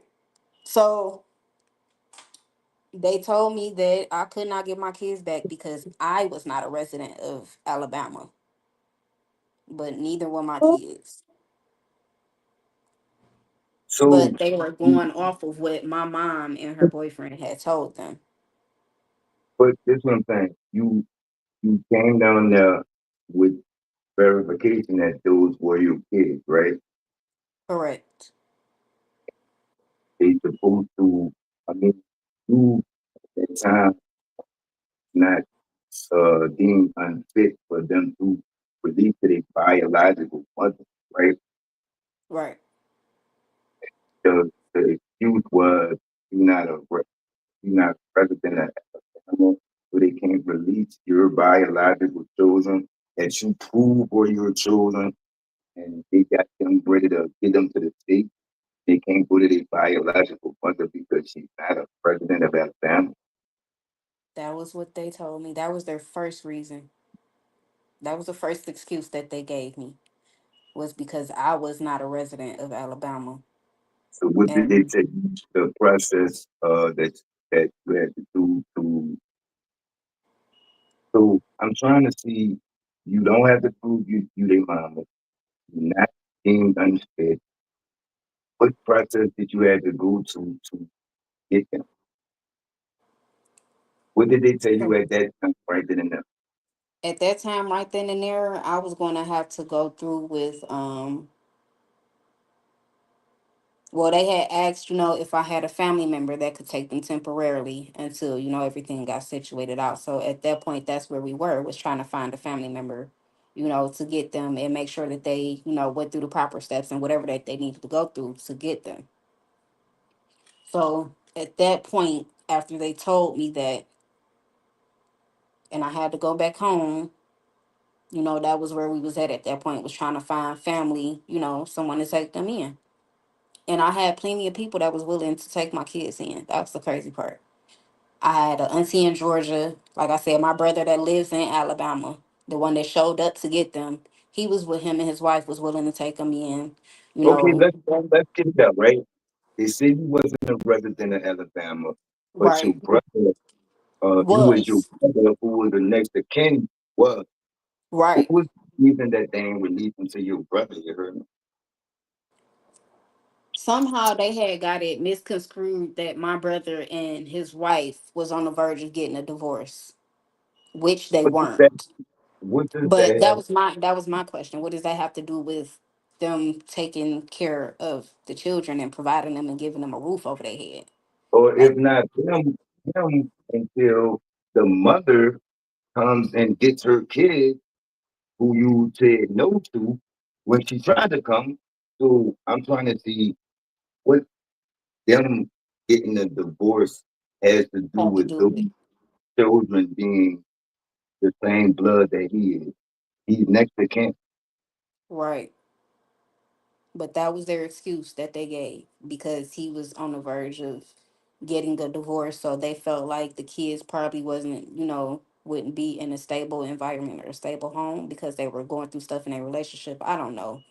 But But it's not even gonna be in that environment because you was coming to get him. that part, that part. Okay, all right. So you get there and then they tell you that you going through the auntie, the brother, and who else? Their dad has sisters. Remember, their dad passed away, but he has sisters. They were even, on the list to get them as well. Did Like they they stay in they Alabama? definitely was trying to step up to the plate to get them. Did they stay in Alabama? No, one of his sisters at that time had stayed in Georgia. She was a lot closer. And then the other sisters, one of his sisters, I think, had moved to Texas, and the other ones were here in Michigan. But the So one that was in Georgia at that time, she was the one that would have been able to get them. She was the one that was actually, they all were, but she would have been the main one. but none of so okay, you have all of these candidates, right? But none of them stay in Alabama. So why can't Exactly. they go to the biological mother?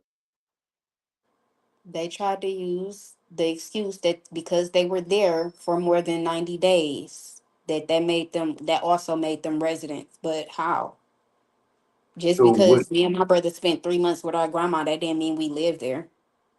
Correct, but it's still the same rules apply to every. If they residents, then how could someone who isn't a valid mother be able to come get them under those same terms that they denied you of? Right. That's the confusing part. That's what I don't understand at Okay, all. so what did they tell you the next step? So I asked them, because they were, they made it an issue of the dad not being on their birth certificates. So they was trying to, it was basically a thing of establishing paternity, which was Which, no problem. but which the dad didn't stay in Alabama neither, right? That dad's deceased. Dad's no longer here. But I'm just making a point, right? But Right. yeah, So everybody but you.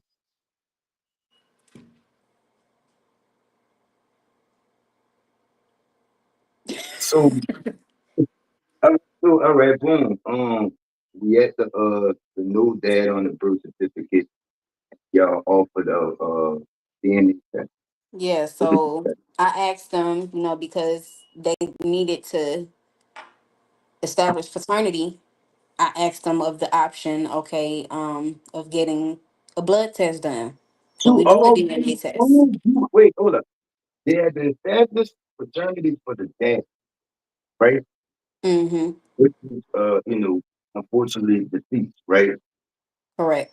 My son standing here with all the verification. Mom is mom, and y'all like I'm not getting it. Like I'm trying to see nobody's from Alabama, right? Nobody's from Alabama, But just my brother. they take you through all these changes to try and give it to everybody else, but they Temporarily, but me.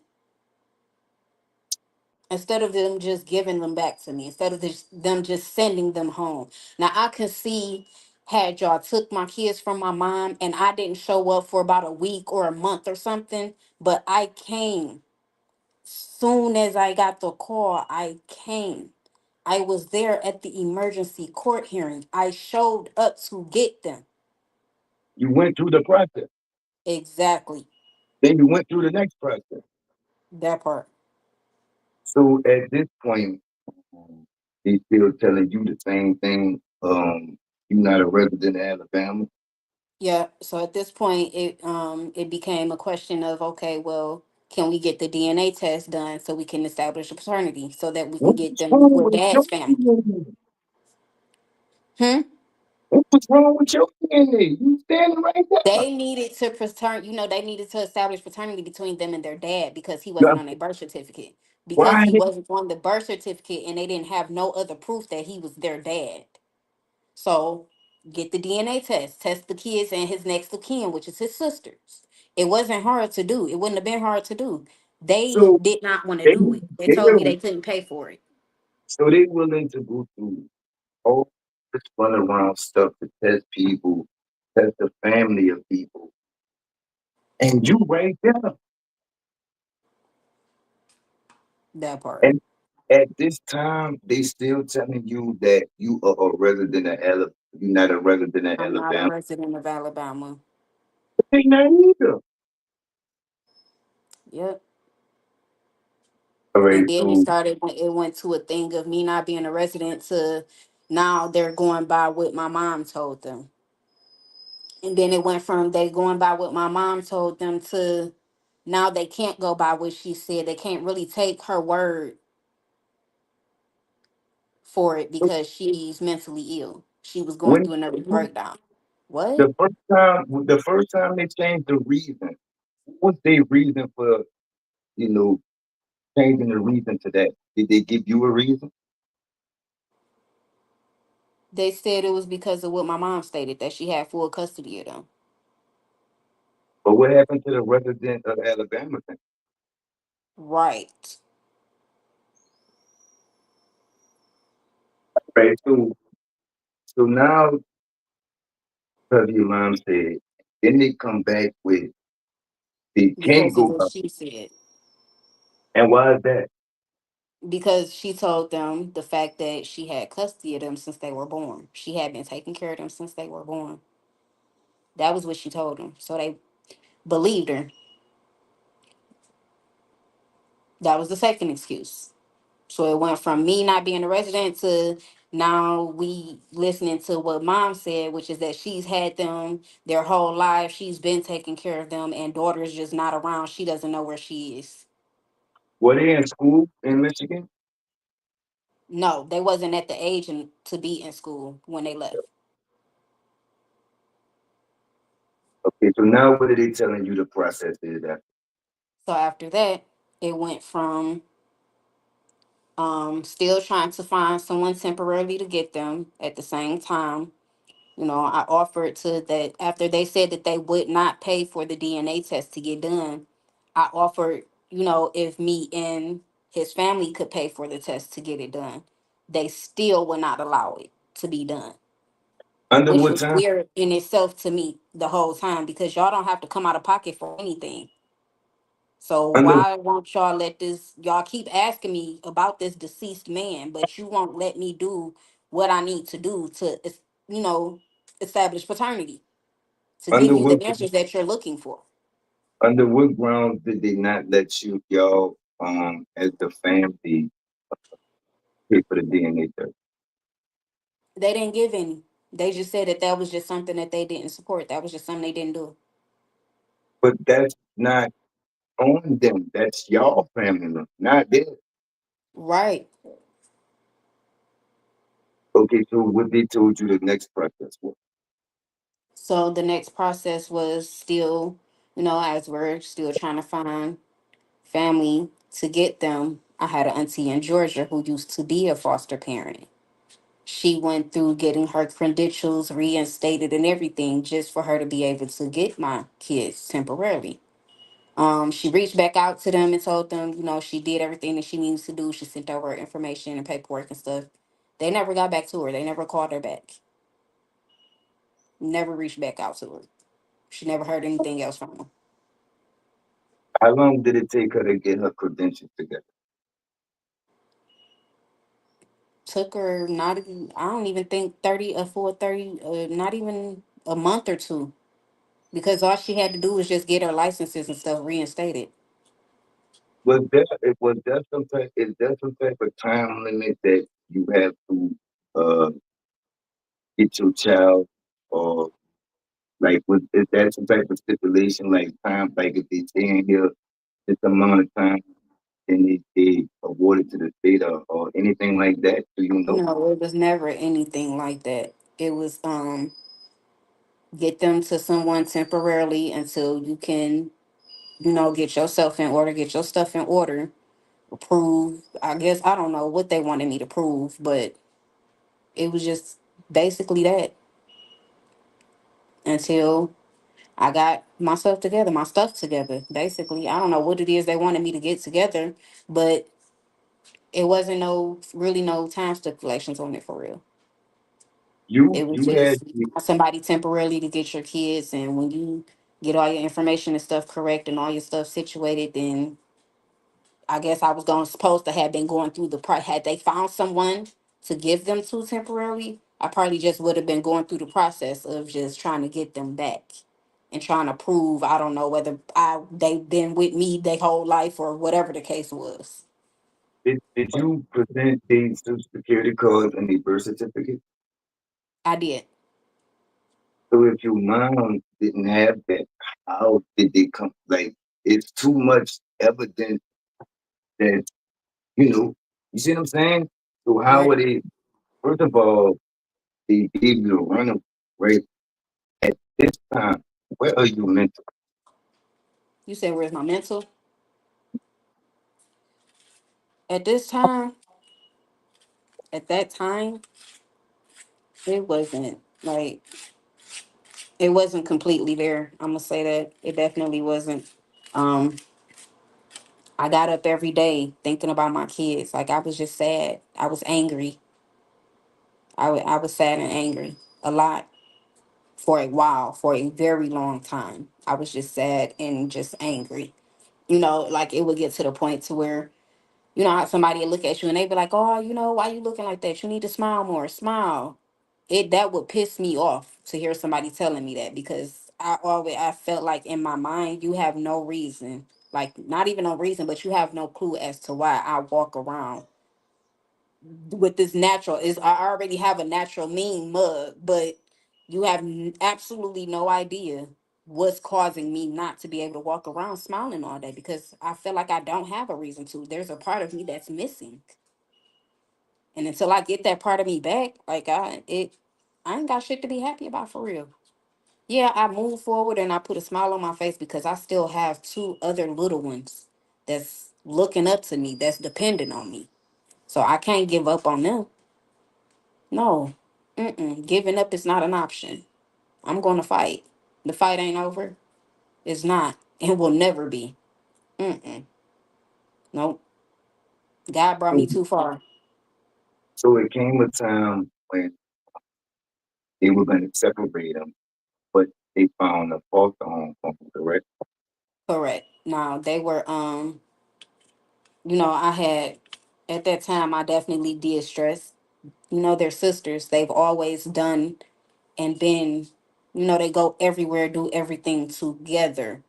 If I had to send them to my aunt's house to, for her to babysit them for something, they Got that? always went together. Everything that they did was together.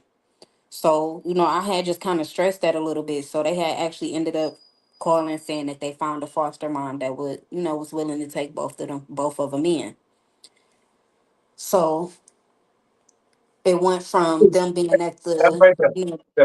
When they found the foster mom, mm, by you and the biological mother, you didn't have to sign any papers or um, give permission or uh, do anything like that.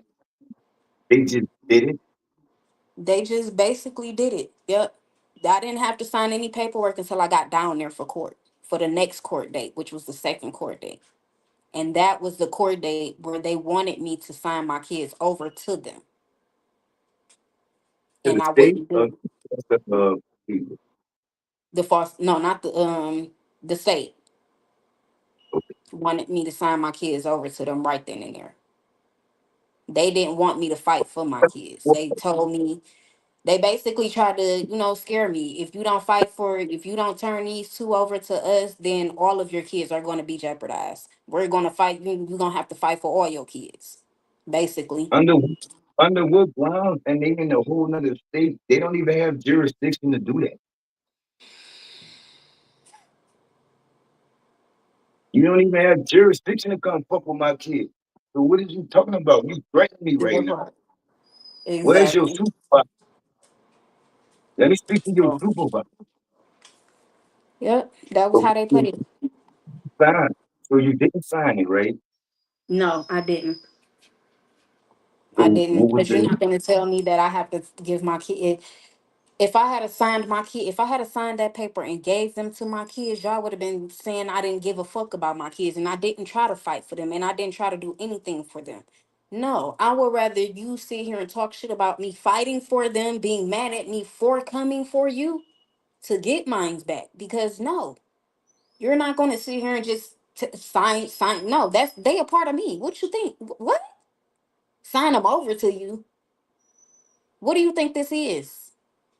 so They were under it, the impression that my kids were really coming from a neglectful and abusive home, and they weren't. My kids knew their whole family. You hear me? My kids know their aunties and uncles. My kids was spoiled. They were spoiled because at that time, before, they were the only two for a minute for so long. So they were spoiled. They were absolutely loved and spoiled. So in their minds, they're thinking that they're really taking these kids from a neglective and abusive situation. Y'all don't know but why mom the process not making sense to me, right? Because was not. their social security card means nothing, right? Their birth certificate that you had means nothing, right? But your signature to sign them over means everything. How the fuck y'all gonna honor this signature and I'm not a state from the state of Alabama, but y'all don't honor me with any proof that I have trying to get my kids back. Exactly. Everything I So did, they shot down and made an excuse about it, or was trying to say that I didn't do it the right way. You asked for certain information, I got you that information. You didn't say how it had to be, what order it had to be in, none of that. I got you what you needed. The fact that I even put the effort in, I'm showing the effort into getting my children back, and none of that mattered. and None you of that didn't miss mattered.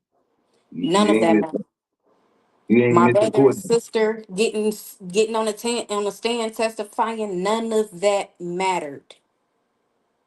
Everything I did, none of it mattered. None of it.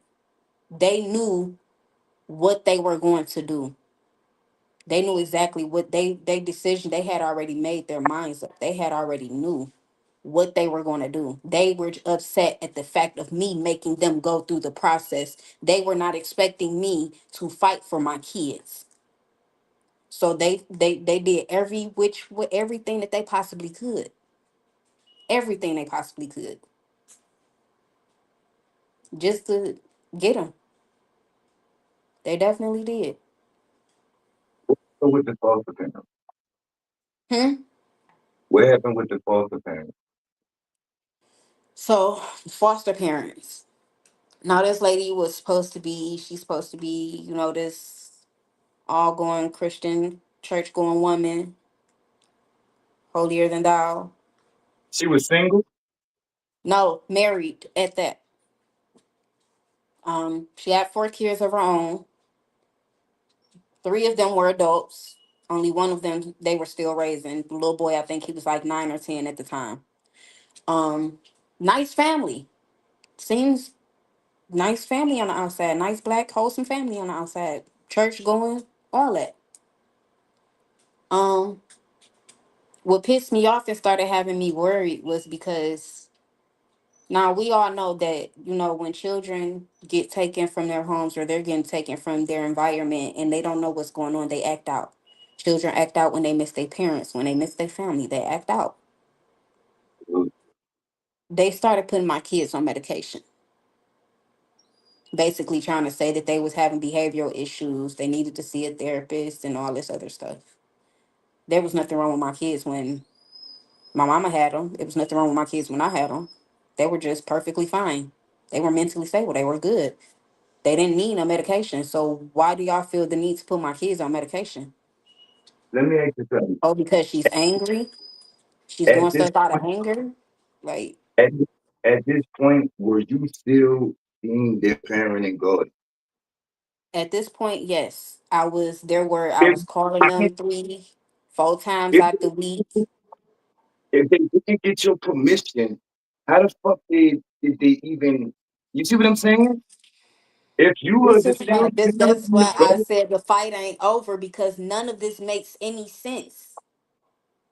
None if of it you makes were the sense. parent and the guardian, you have to sign off on any and everything. Exactly. None of it's making sense. At this point, I feel like I was railroaded. They took my kids for a check. That's it. That's At it. what point did you lose contact with the foster parent? So, throughout all this time now, I was still, like I said, I was calling, keeping up with my kids. Holidays coming up, their birthdays come up. I'm sending money, still buying gifts, going down there to see them, all type of shit. I'm still putting in the effort that I'm supposed to be putting in.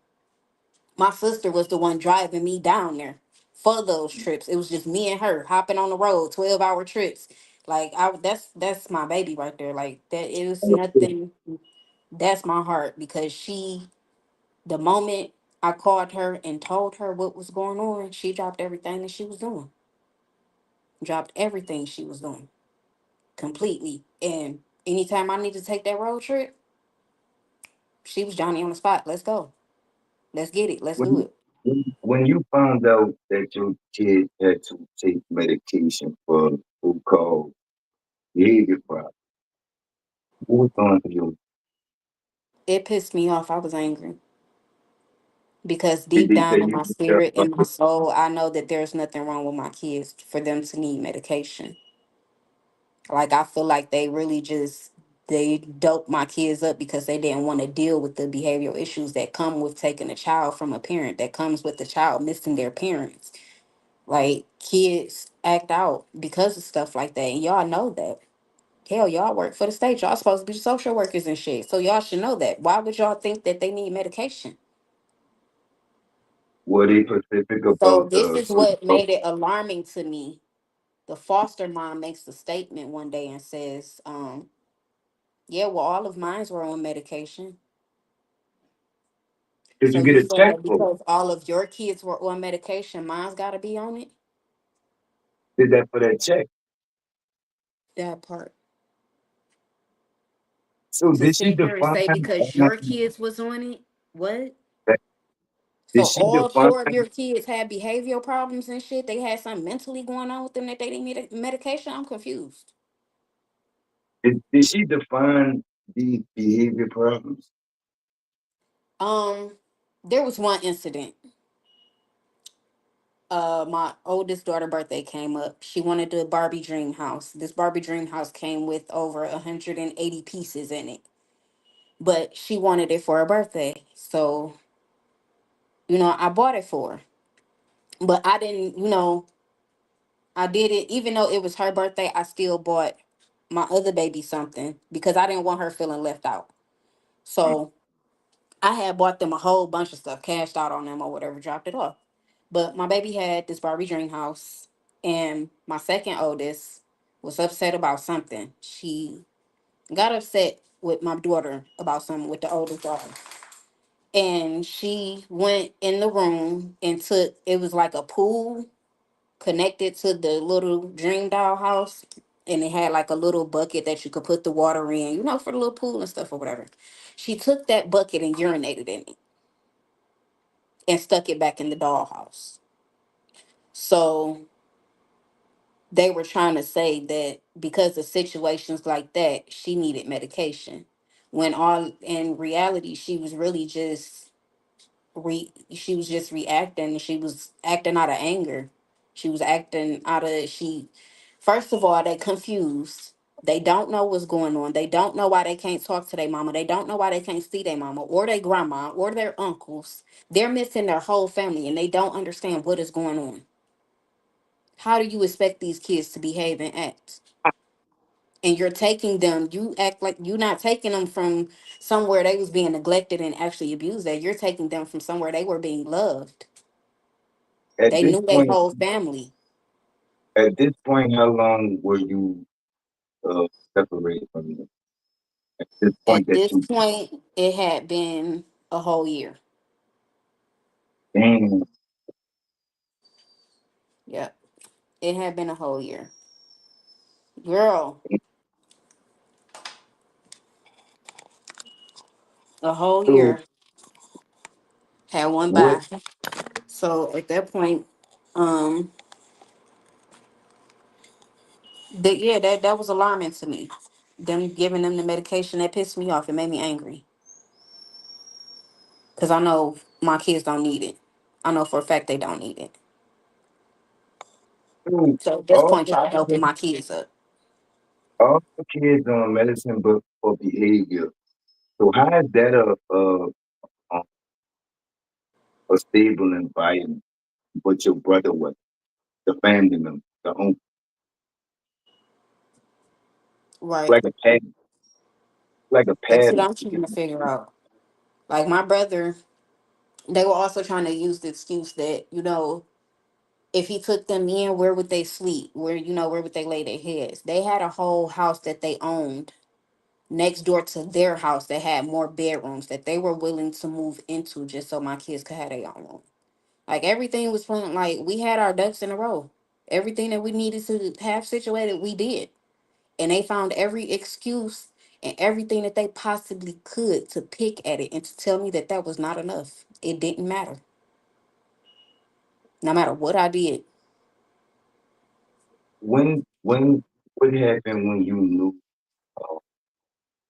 that it'll be a minute for you to get those back. Um,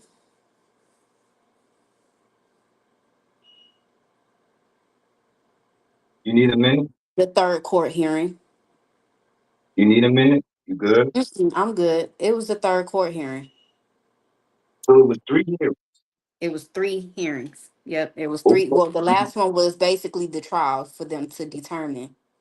So, the third court proceeding was when it sunk into me that it might be a minute, or this is going to truly be a fight for my kids, because it was what like everything that I was doing, they were trying to make it not enough. It was like I could not win at all. You know, the information that they were asking me to turn over to them. First of all, I have a lawyer. Even though it was court appointed, she still was supposed to have been working for me. Why are y'all not asking her for this information? She's the one that's supposed to be doing the job and the footwork to get y'all the information that y'all are asking me for. So that's what raised the flag with me as well, because the lawyer wasn't even keeping in contact with me like she was supposed to. I wasn't really hearing from the fucking lawyer. And the fact that she asked me straight up to just sign my rights over,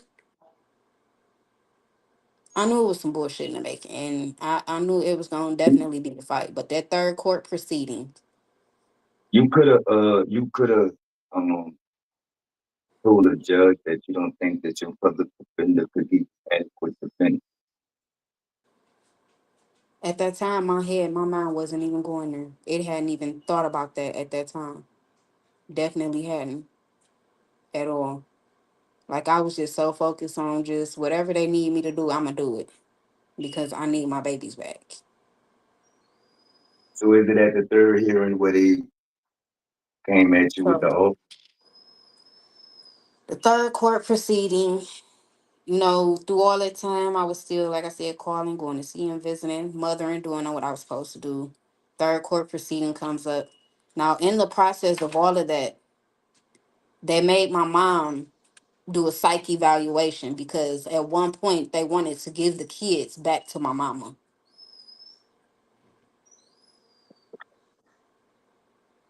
Wait, hold, Right. hold up. Why they just ain't do that in the first fucking place? That at If, that if, time when it yeah. first happened, my mom was still dealing with the, trying to recover from the nervous breakdown that she did have. But after that, she kind of stayed sick a little bit throughout the process. So, she was still trying. She started, she had started going back to see her doctor. She had started taking her meds back and everything. But I could tell that because of everything that she was dealing with, I knew she wasn't going to pass the psych evaluation. And I had told them that. I told him, I said, my mom's not going to pass it. She's not mentally there. If this is, if we're at this point, my mom is not going to be able to pass that test. And sure enough, she didn't pass it. I'm just trying to say if But you it had didn't make sense to me that they even wanted to give them back to her because of y'all took her because of the condition that she was in. you had every court date, you went through every process, you completed every process. How would you still deemed unfit? Because of my sickle cell and because I have a felony on my record. Now, I was on probation going through this process. So, with Michigan laws, depending on your stipulations, if you need to leave out of town, you supposed to You ask had to, permission. You got to ask permission. So my PO knew what was the situation was, so she didn't really care for me, to just ask her because I knew it was gonna be a process for them to get that time, approved and stuff. So she really didn't. She understood. She didn't care for real. She definitely understood the situation. But when I got down there, they tried to arrest me because I was on probation. And the lawyer had actually talked them into not doing it. So not only do y'all want me, y'all mad at me for not signing my kids over. So now y'all want to try to lock me up. let me get this straight. Let me get this straight. So it's in the computer that you on probation across the country. right? Right. But they go check and see that in the computer, same computer where your kids was born at, it's Exactly. right, it's right there on the birth certificate. Right. And it would be public records. It would even be in the records that you can even search whether or not if there were paperwork, if it was any paperwork signed or anything deemed over stating that my mom was their custodial parent. There was That's nothing, that because nothing to that nature, nothing to that and nature. in order to those for those foster parents to be making the decisions that they're making, you would have already had to sign that paperwork. By right, you were still deemed the parent and the guardian. You did not Exactly. turn anything over, and you did not approve for your kids to be medicated. That part. So when you refuse to sign it, then what? That just pissed them off. That pissed them off when I refused to sign it. I looked that lady dead in her face and I told her I will be fighting for all four of my kids if it came down to it because I would never give up two of mine just to jeopardize. What? Because the other two gonna be in jeopardy? So how Oh, did you gonna put up a fight? this particular incident put your other kids in jeopardy? Say that last part again. You said that they threatened you to put the other kids in jeopardy.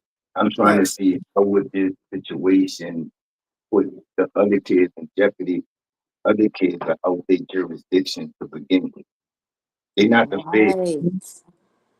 They're not the feds. You know what I'm saying? So Exactly. they can't even like that's it.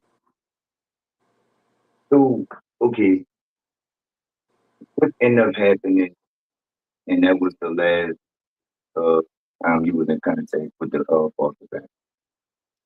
Um, this was the last time I was in contact with the foster parent. This was after the last court proceeding where they temporarily terminated my rights. Mind you, I said temporarily. So at this point, they just temporarily temporarily terminated your rights, right? Right. So meaning the whole time previous to that, those still were your kids by right, correct? Correct. So how were all these fucking decisions made without the parents' consent?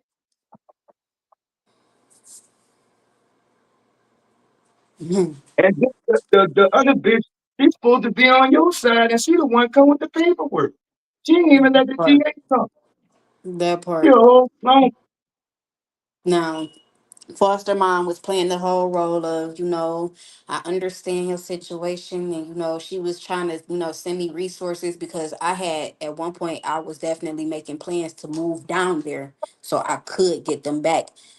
Like if that was going to be an option for me to make it easier for me to get them back, I was willing to do that. So she was just acting like she was going to send me resources, she was going to help me find places, get jobs, look in schools, all type of stuff. Like she was just really acting like she was just like supporting me, like she was really for me getting my babies back.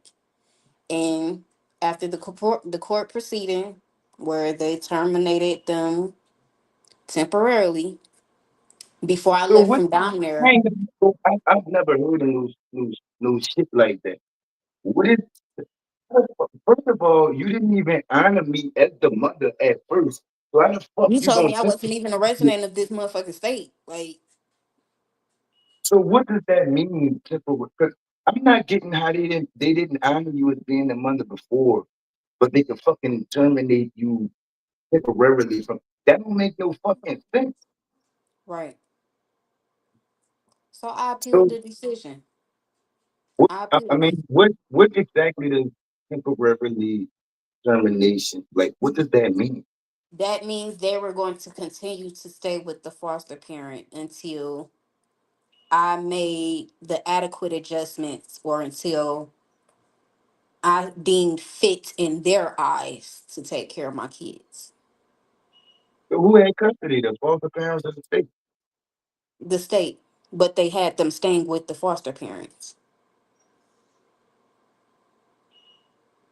So how which do means they actually, so what they were doing was actually trying to prolong time to give the foster parents a chance to adopt my kids. so with all you've done, you've been through every court deed, you've been through every process. How else can you continue? Like, what the fuck? What can you? What else can you do? What else did they want me to fucking do? Exactly. So Exactly. how exactly are you? How do you go about deeming yourself? That's what I couldn't figure out because, they was asking for like my prescription medication. They was asking for the proof that my doctor writes my medication, how long I've been taking it. I've been taking all these medications my whole life since I was a kid. It hasn't changed. The only thing that's changed is probably the milligram. But I've been taking the vitamins, the minerals, the everything that comes with taking pain meds and everything that they prescribe me, I've been taking my whole life. And everything has a So prescription. I sent them enough proof for up to the last like 2 or 3 years. That wasn't enough. It wasn't enough. Apparently, it wasn't enough. That actually ended up they took that and actually used that and tried to say that I was a drug addict. With prescriptions, Yep. So it deemed me unfit. They tried to say I was a drug addict. but it's on file that you have sickle cell, correct? It's on file. It's in my records. And these are prescribed uh, Correct. medicine for pain, correct? Correct.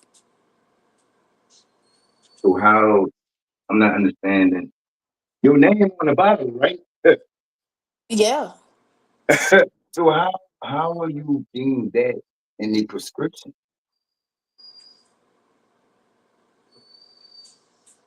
And you It's never in, got it's all in the court paperwork too. It's all in there. I was just reading that shit not too long ago. It's all in there. They flipped it and turned it around and said that I was a drug addict, that I was basically a so pillhead or something.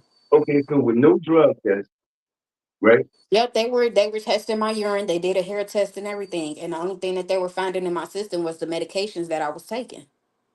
The prescribed drug, right? That part. So what the fuck you supposed to do? Just what you supposed to make? Tylenol? What you take a Tylenol PM? Right, like, What you supposed to take? man, I don't know So what the fuck they. how I long don't did even this honestly think that they even knew that they knew or know of sickle cell or what it is or what it does to a person's body or why I even needed the medication that I needed. It doesn't matter though. The fact that you had the proof that I'm being prescribed this medication and I've been taking this my whole life. What more proof do you want? What more? Look up my medical records. Like, what more proof do you need? So they flipped it around and said that because I end up in the hospital for 2 weeks at a time or sometimes a month at a time, I'm not fit to take care of my kids. Well, who takes care of your kids when you're in the hospital? They say with the family member. Well, how do you make sure that your kid is taken care of while you're in the hospital? I make sure that they still have food provided for them, that they still make sure they have clothes. I make sure that they are somewhere safe by making sure that they are with a safe family member. And I still provide money and stuff for them, whatever it is that they need. I still who provide it. take I'm care just of doing your it from a kids when hospital they bed. sick? Who the fuck take care of your child when they sick? Where the fuck your child go when you at work? Why you all in my fucking business? That part. When's the There last were time no you signs showing that my kids were ever in any amounts of danger, that they were ever being neglected or abused. They was not focused on that. They were focused on getting a check for both of them. My kids were checks to them. when is the last time you saw or The spoke last or time I physically saw my babies was that last court proceeding. when was the And last time you spoke to them? that was 2008, 2019. Yeah, about 2018, 2019. That was the last time I spoke to my babies. I Mm, appealed the decision. So throughout the process of the appeal going on, I was still keeping in touch, talking to them. The foster mom was still acting like she was trying to help me and support me and everything. And she just one day we were on the phone and she asked me a question about the appeal. She asked me, if I heard anything back from the lawyers, and it raised some alarm. So I got the now by that time 2 months had went by after I had made the appeal, and I hadn't heard anything back. So I'm calling the lawyer's office. I'm calling, trying to get in touch with the lawyer. I'm just steady getting their voicemail. So one day I call, I finally get the receptionist. She tells me, yeah, they sent the appeal in. We're just waiting for the appeal to come back. When it comes back, we'll give you a call. We'll let you know, give you the updates on what to do next. Whoop de whoop. Okay, cool. Few weeks go by, I give her a call again. I don't hear nothing from nobody.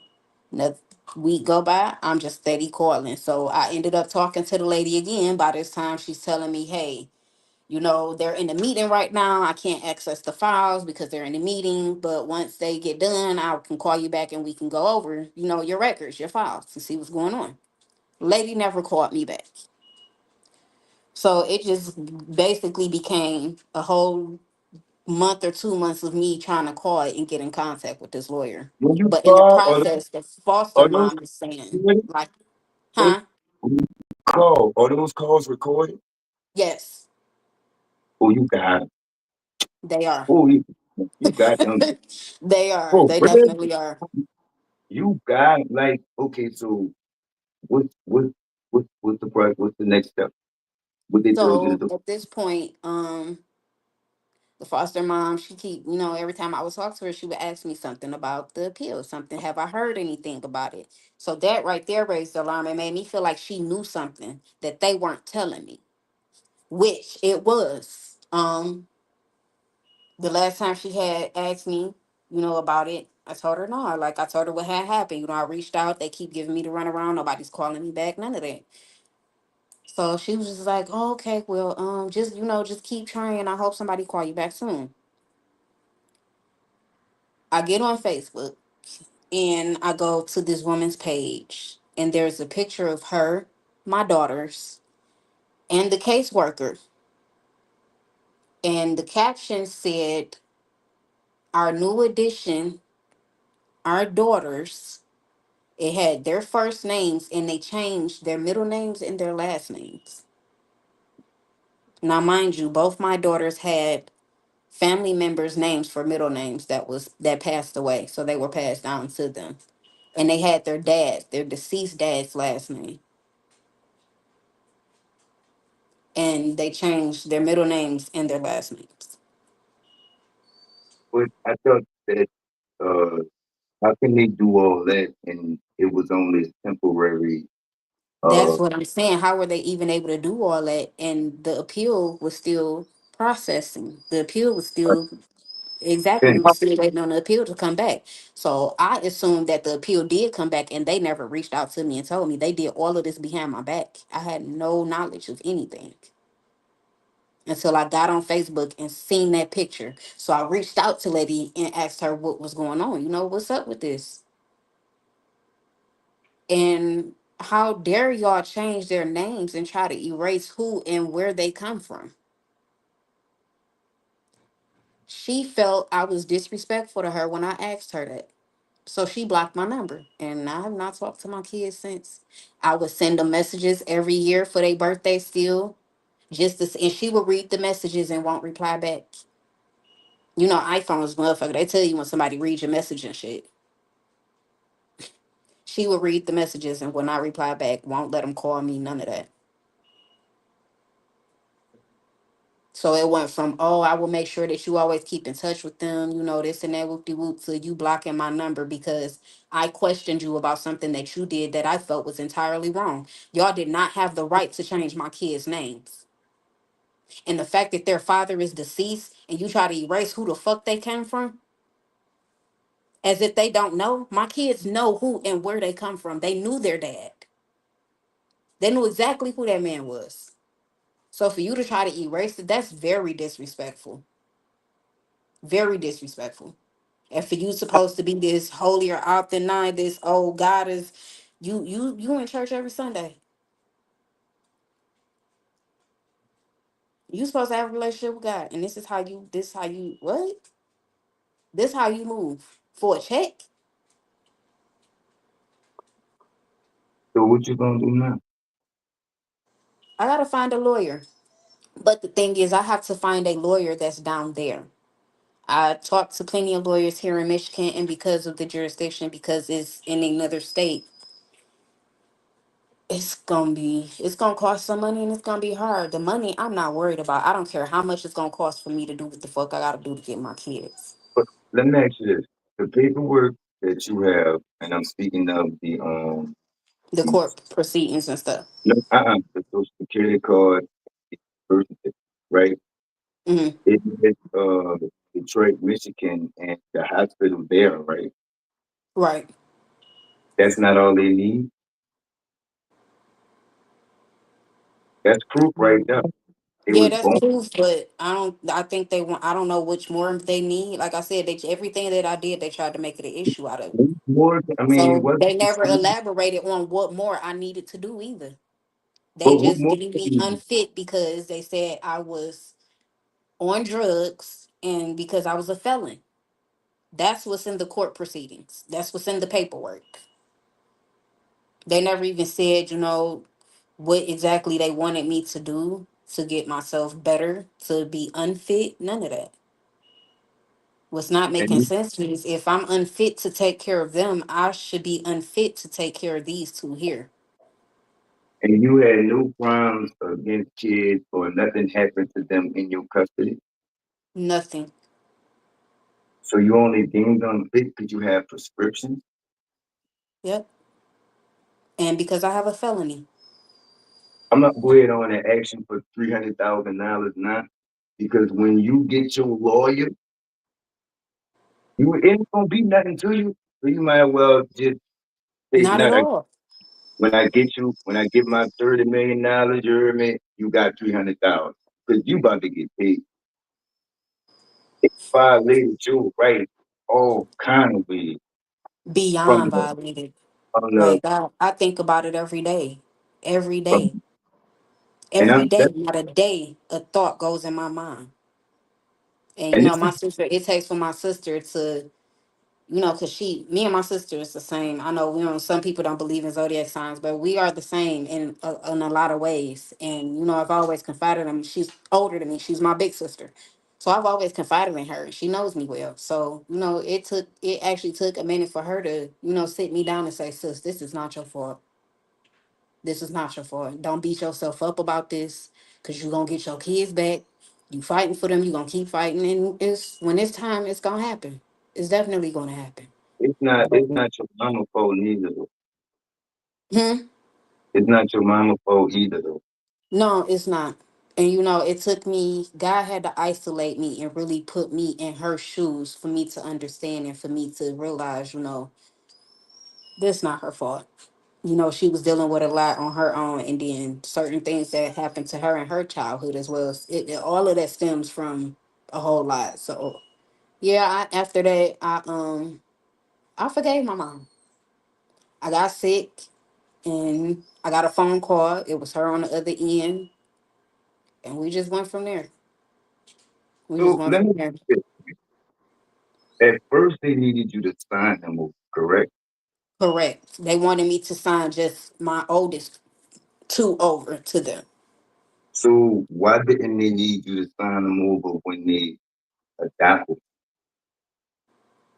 That's what I was trying to figure out. Why And didn't I even know about it? And it was a whole appeal process in there, and they were supposed to only had them temporarily. So where did it go from them being temporarily with them and me fighting, putting in appeals to y'all letting them adopt them? And I knew nothing about it. Nothing every, about it.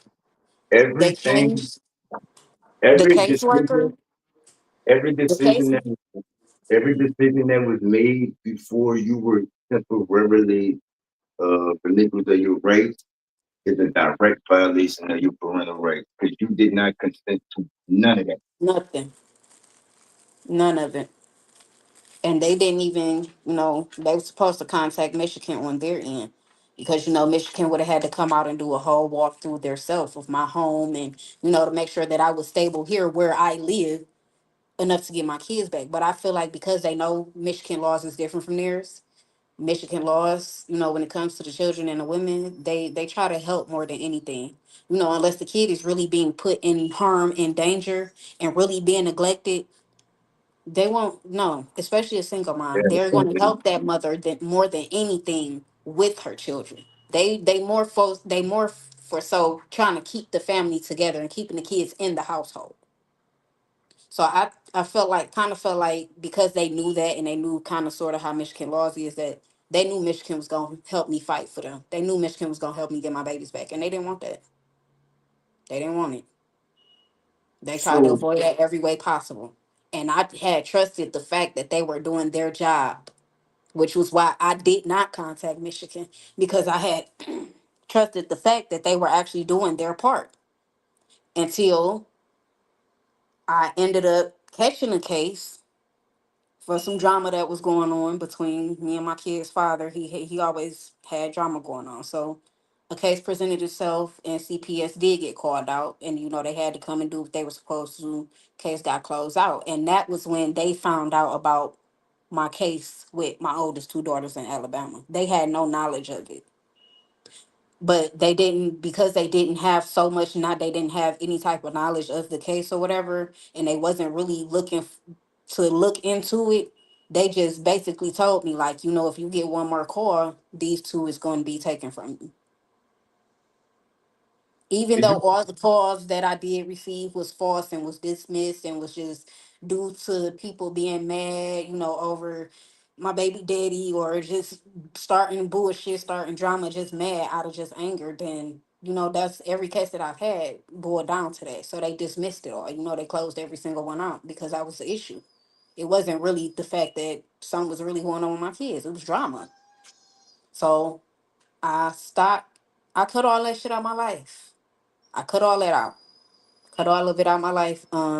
Throughout the process, my kids' father, my second set of kids, their dad didn't really support me through this process, through the process of going through that. If anything, he made the situation worse. He put more stress on me. So I gave up on that relationship. I walked away. I I started loving myself more. I'm gonna say that I started loving myself more, because when you don't love yourself, you allow people to take advantage of you. You allow people to do certain things that isn't right, that you shouldn't even be allowing. But because you love somebody, or because a person is who they are to you, you feel like you gotta, get them some leeway, let them slide a couple times. But the more that you let a person slide, the more they gonna take advantage, and the more they gonna see that, hey, they gonna take advantage of that. Oh yeah, she ain't gonna do nothing but fuss a little bit, so I'ma just keep doing what the fuck I want to do because I already know how she gonna react. Yeah, no, it came to a point to where that was just the last straw for me. Going through that with my kids, and I couldn't take it no more. So I walked away from that relationship, and it's just been me and my babies I think you need to write a letter to the congressman and to the governor. of Alabama, Yeah, and to Michigan. Michigan. Yeah, And yeah. I've been like I said, I had talked to a few lawyers, but because of they main issue was the jurisdiction. It's The lawyers, license only covered so much. They didn't do out of state cases. it's lawyers that are registered to practice. Okay, they cost a little more. They cost a lot more. You know what I'm saying? But I just think that you should start writing like people like the attorney general, congressman, governor, the mayor, people who could get you the resources that you need to uh take on the whole state, because your rights were clearly violated over and over and over again. And so, how long has it been since you seen your girl? I mean, to see from this whole process from uh when they first got taken till now, how long? When they first got to, well, throughout, like I said, throughout the process, I was still making trips down there to see them and stuff. So the last time that I physically saw my kids, it's been since 2019. and this is 2025. So 19, 20, 21, 22, 23, 12, 6 years.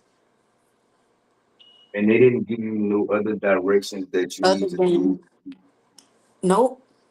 When I put that appeal in, that's what pissed them off. They was not expecting me to do that. They were expecting me to really just let the situation go, and then a certain amount of time come by like they did. They was just gonna bombard and do what they wanted to do anyway. No matter what I did, they had their mind made up. You do not look like what you've been through. You're a very strong person. You It's a overcame lesson. a whole lot.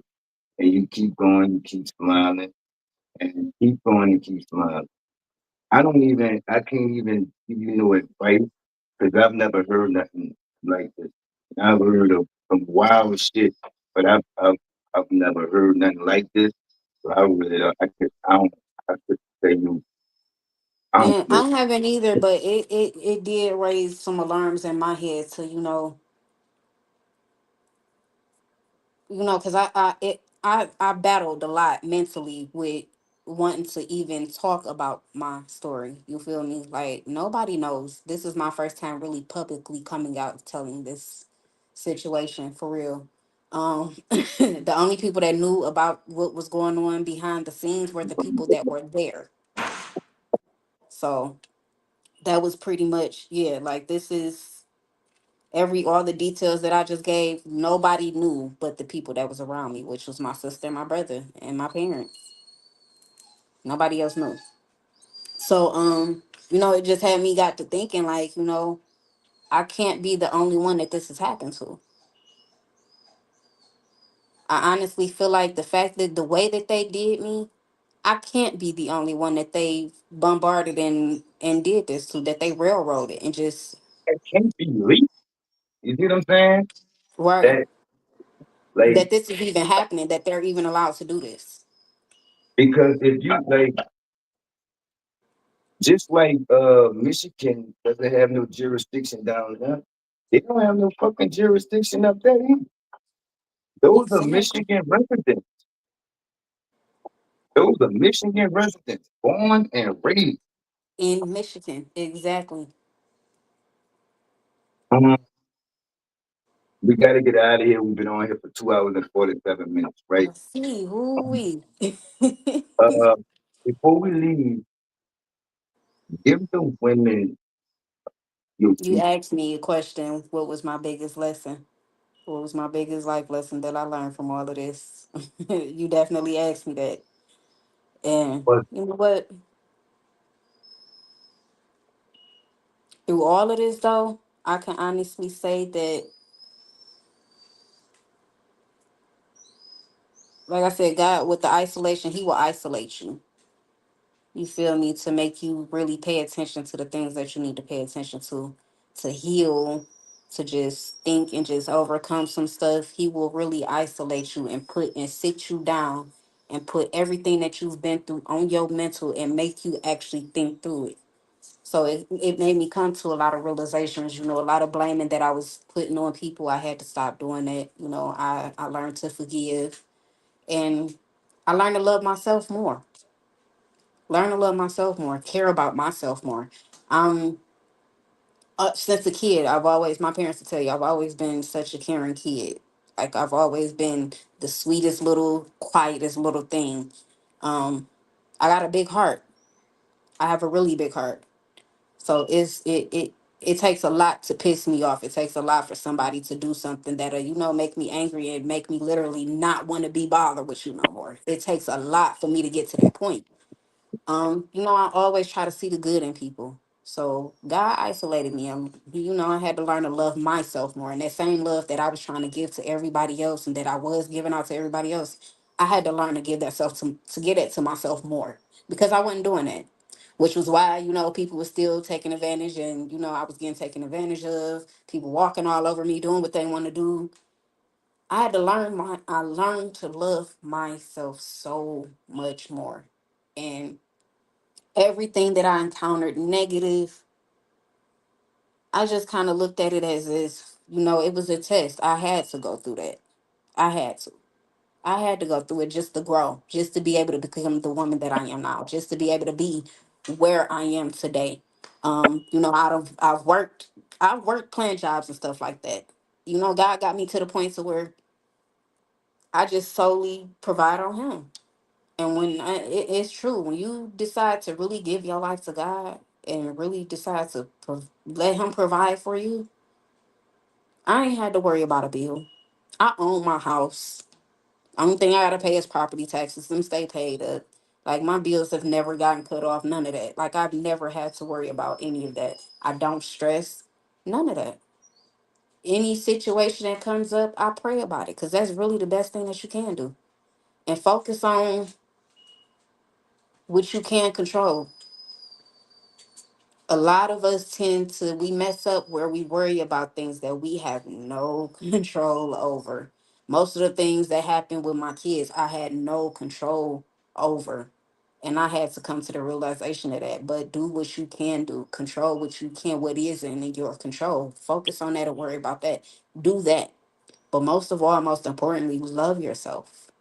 Care for yourself more than you will for anybody else. Because at the end of the day, nobody's going to treat you. Nobody's going to love you the way that you love yourself. Nobody's going to do that. You got to do that on your own. And most importantly, keep God in your life. Talk to Him. He hear you. Pray to Him. Read the Bible. Read the scripture. If you ain't got no understanding or you can't comprehend, hey, ask somebody. It's okay to ask questions when you don't know something. You feel me? Like everybody don't know everything. Everybody don't understand everything. It's okay to ask questions, but most importantly, love yourself. Definitely. And be in tune with God. Keep Him first in everything you do. Love your kids. Try to break them cycles, them generational curses. Focus on doing that and being close with God. I'm telling you, you'll be so much better. That's really my biggest life lesson. I feel like everything that I've been through, it made me stronger. It made me stronger. Definitely has. Like, and my strength can only continue to grow. My strength can only continue to get stronger from here on out. I'm mentally stable. I ain't depressed. I've had my share of that, but I'm not happy. Of course, I'm not happy. I will never be happy till I get my babies back, but You ain't I let that still shit beat got you. my youngest two here with me that constantly reminds me I'm loved unconditionally. And they constantly remind me that no, you are not unfit to take care of your kids. No, you are not what these people said that you are. You are not what they are trying to make you out to be. That's not you. And the fact that my two children are here well taken care of, Let me tell I you can't something. be unfit for two kids and not fit to take care of the other two. Make it make sense. Please make it make sense. Let me tell you something. You hear me? You're a very strong one. Um, I Thank salute you. you, respect you. I respect what you've been through. I respect what you've done. I respect the fact that she ain't let it break. That's the definition of women. We people with heart like that, with a bearing, and you let that shit beat you. I'd have been crashed. I'd have crashed. I'd have crashed out on a lawyer. I'd have crashed out on a false mama. I'd have, I'd have, I'd have been crashed though. You know what I'm saying? The Right. patience, um, uh, the the devotion to the kids that you shown. I respect that. I respect you. And Like I I said, appreciate that. I definitely do. that is the definition of women's week. And stories like this, um, I just hope that and pray because I'm gonna be praying for you too. And I'm saying I support you and just hope that you can get you a lawyer, rich. Definitely. And that's You just really been my goal this whole time, really, for real. Just making sure I get all my stuff and make sure all my ducks stay in a row. Because there will be my time is coming. My time gonna come. It's You definitely the gonna come. you are the epitome of how strong and it's non-breakable that our black women know. And I appreciate you coming to the story. Of course, of course. I appreciate you giving me the opportunity, to just finally actually open up and talk about this situation because, like I said, it's been going on all this time. And the only ones that really knew, detail for detail what was going on is, my family that was there, the ones that was there to support me. So I definitely appreciate this opportunity that you gave me, to Really, talk about it gotta and get like, it out here. Cause ain't no telling how many other women is going through, the things that I've dealt with or going through it right now. So I definitely appreciate that. I just think it's fucked up and it's wrong. You, God got you. God got you. I appreciate you for coming on. I appreciate your story. Until the next time, you heard me. Keep another general. You know, with a podcast.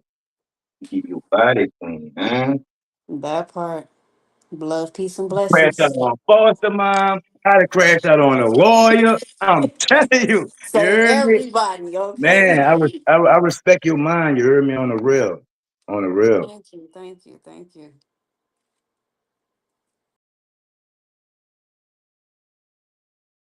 It's P.NUT the General, Too Newell of the podcast. You keep your body clean, man. Yeah. Being really comfortable with all of that thing. Like, what you trying to say? Do what you do, baby. Yeah, I want congrats. I seen, I seen to come up through the mud. You feel me? Real. Yeah. I'm saying, like I said, I used to be top. I'm one of the ones. When that nigga said he had a phone, his whole juice. Man, I'm looking at the screen like he preached. Cause I was on the phone with him. You feel me? So you know what I'm saying?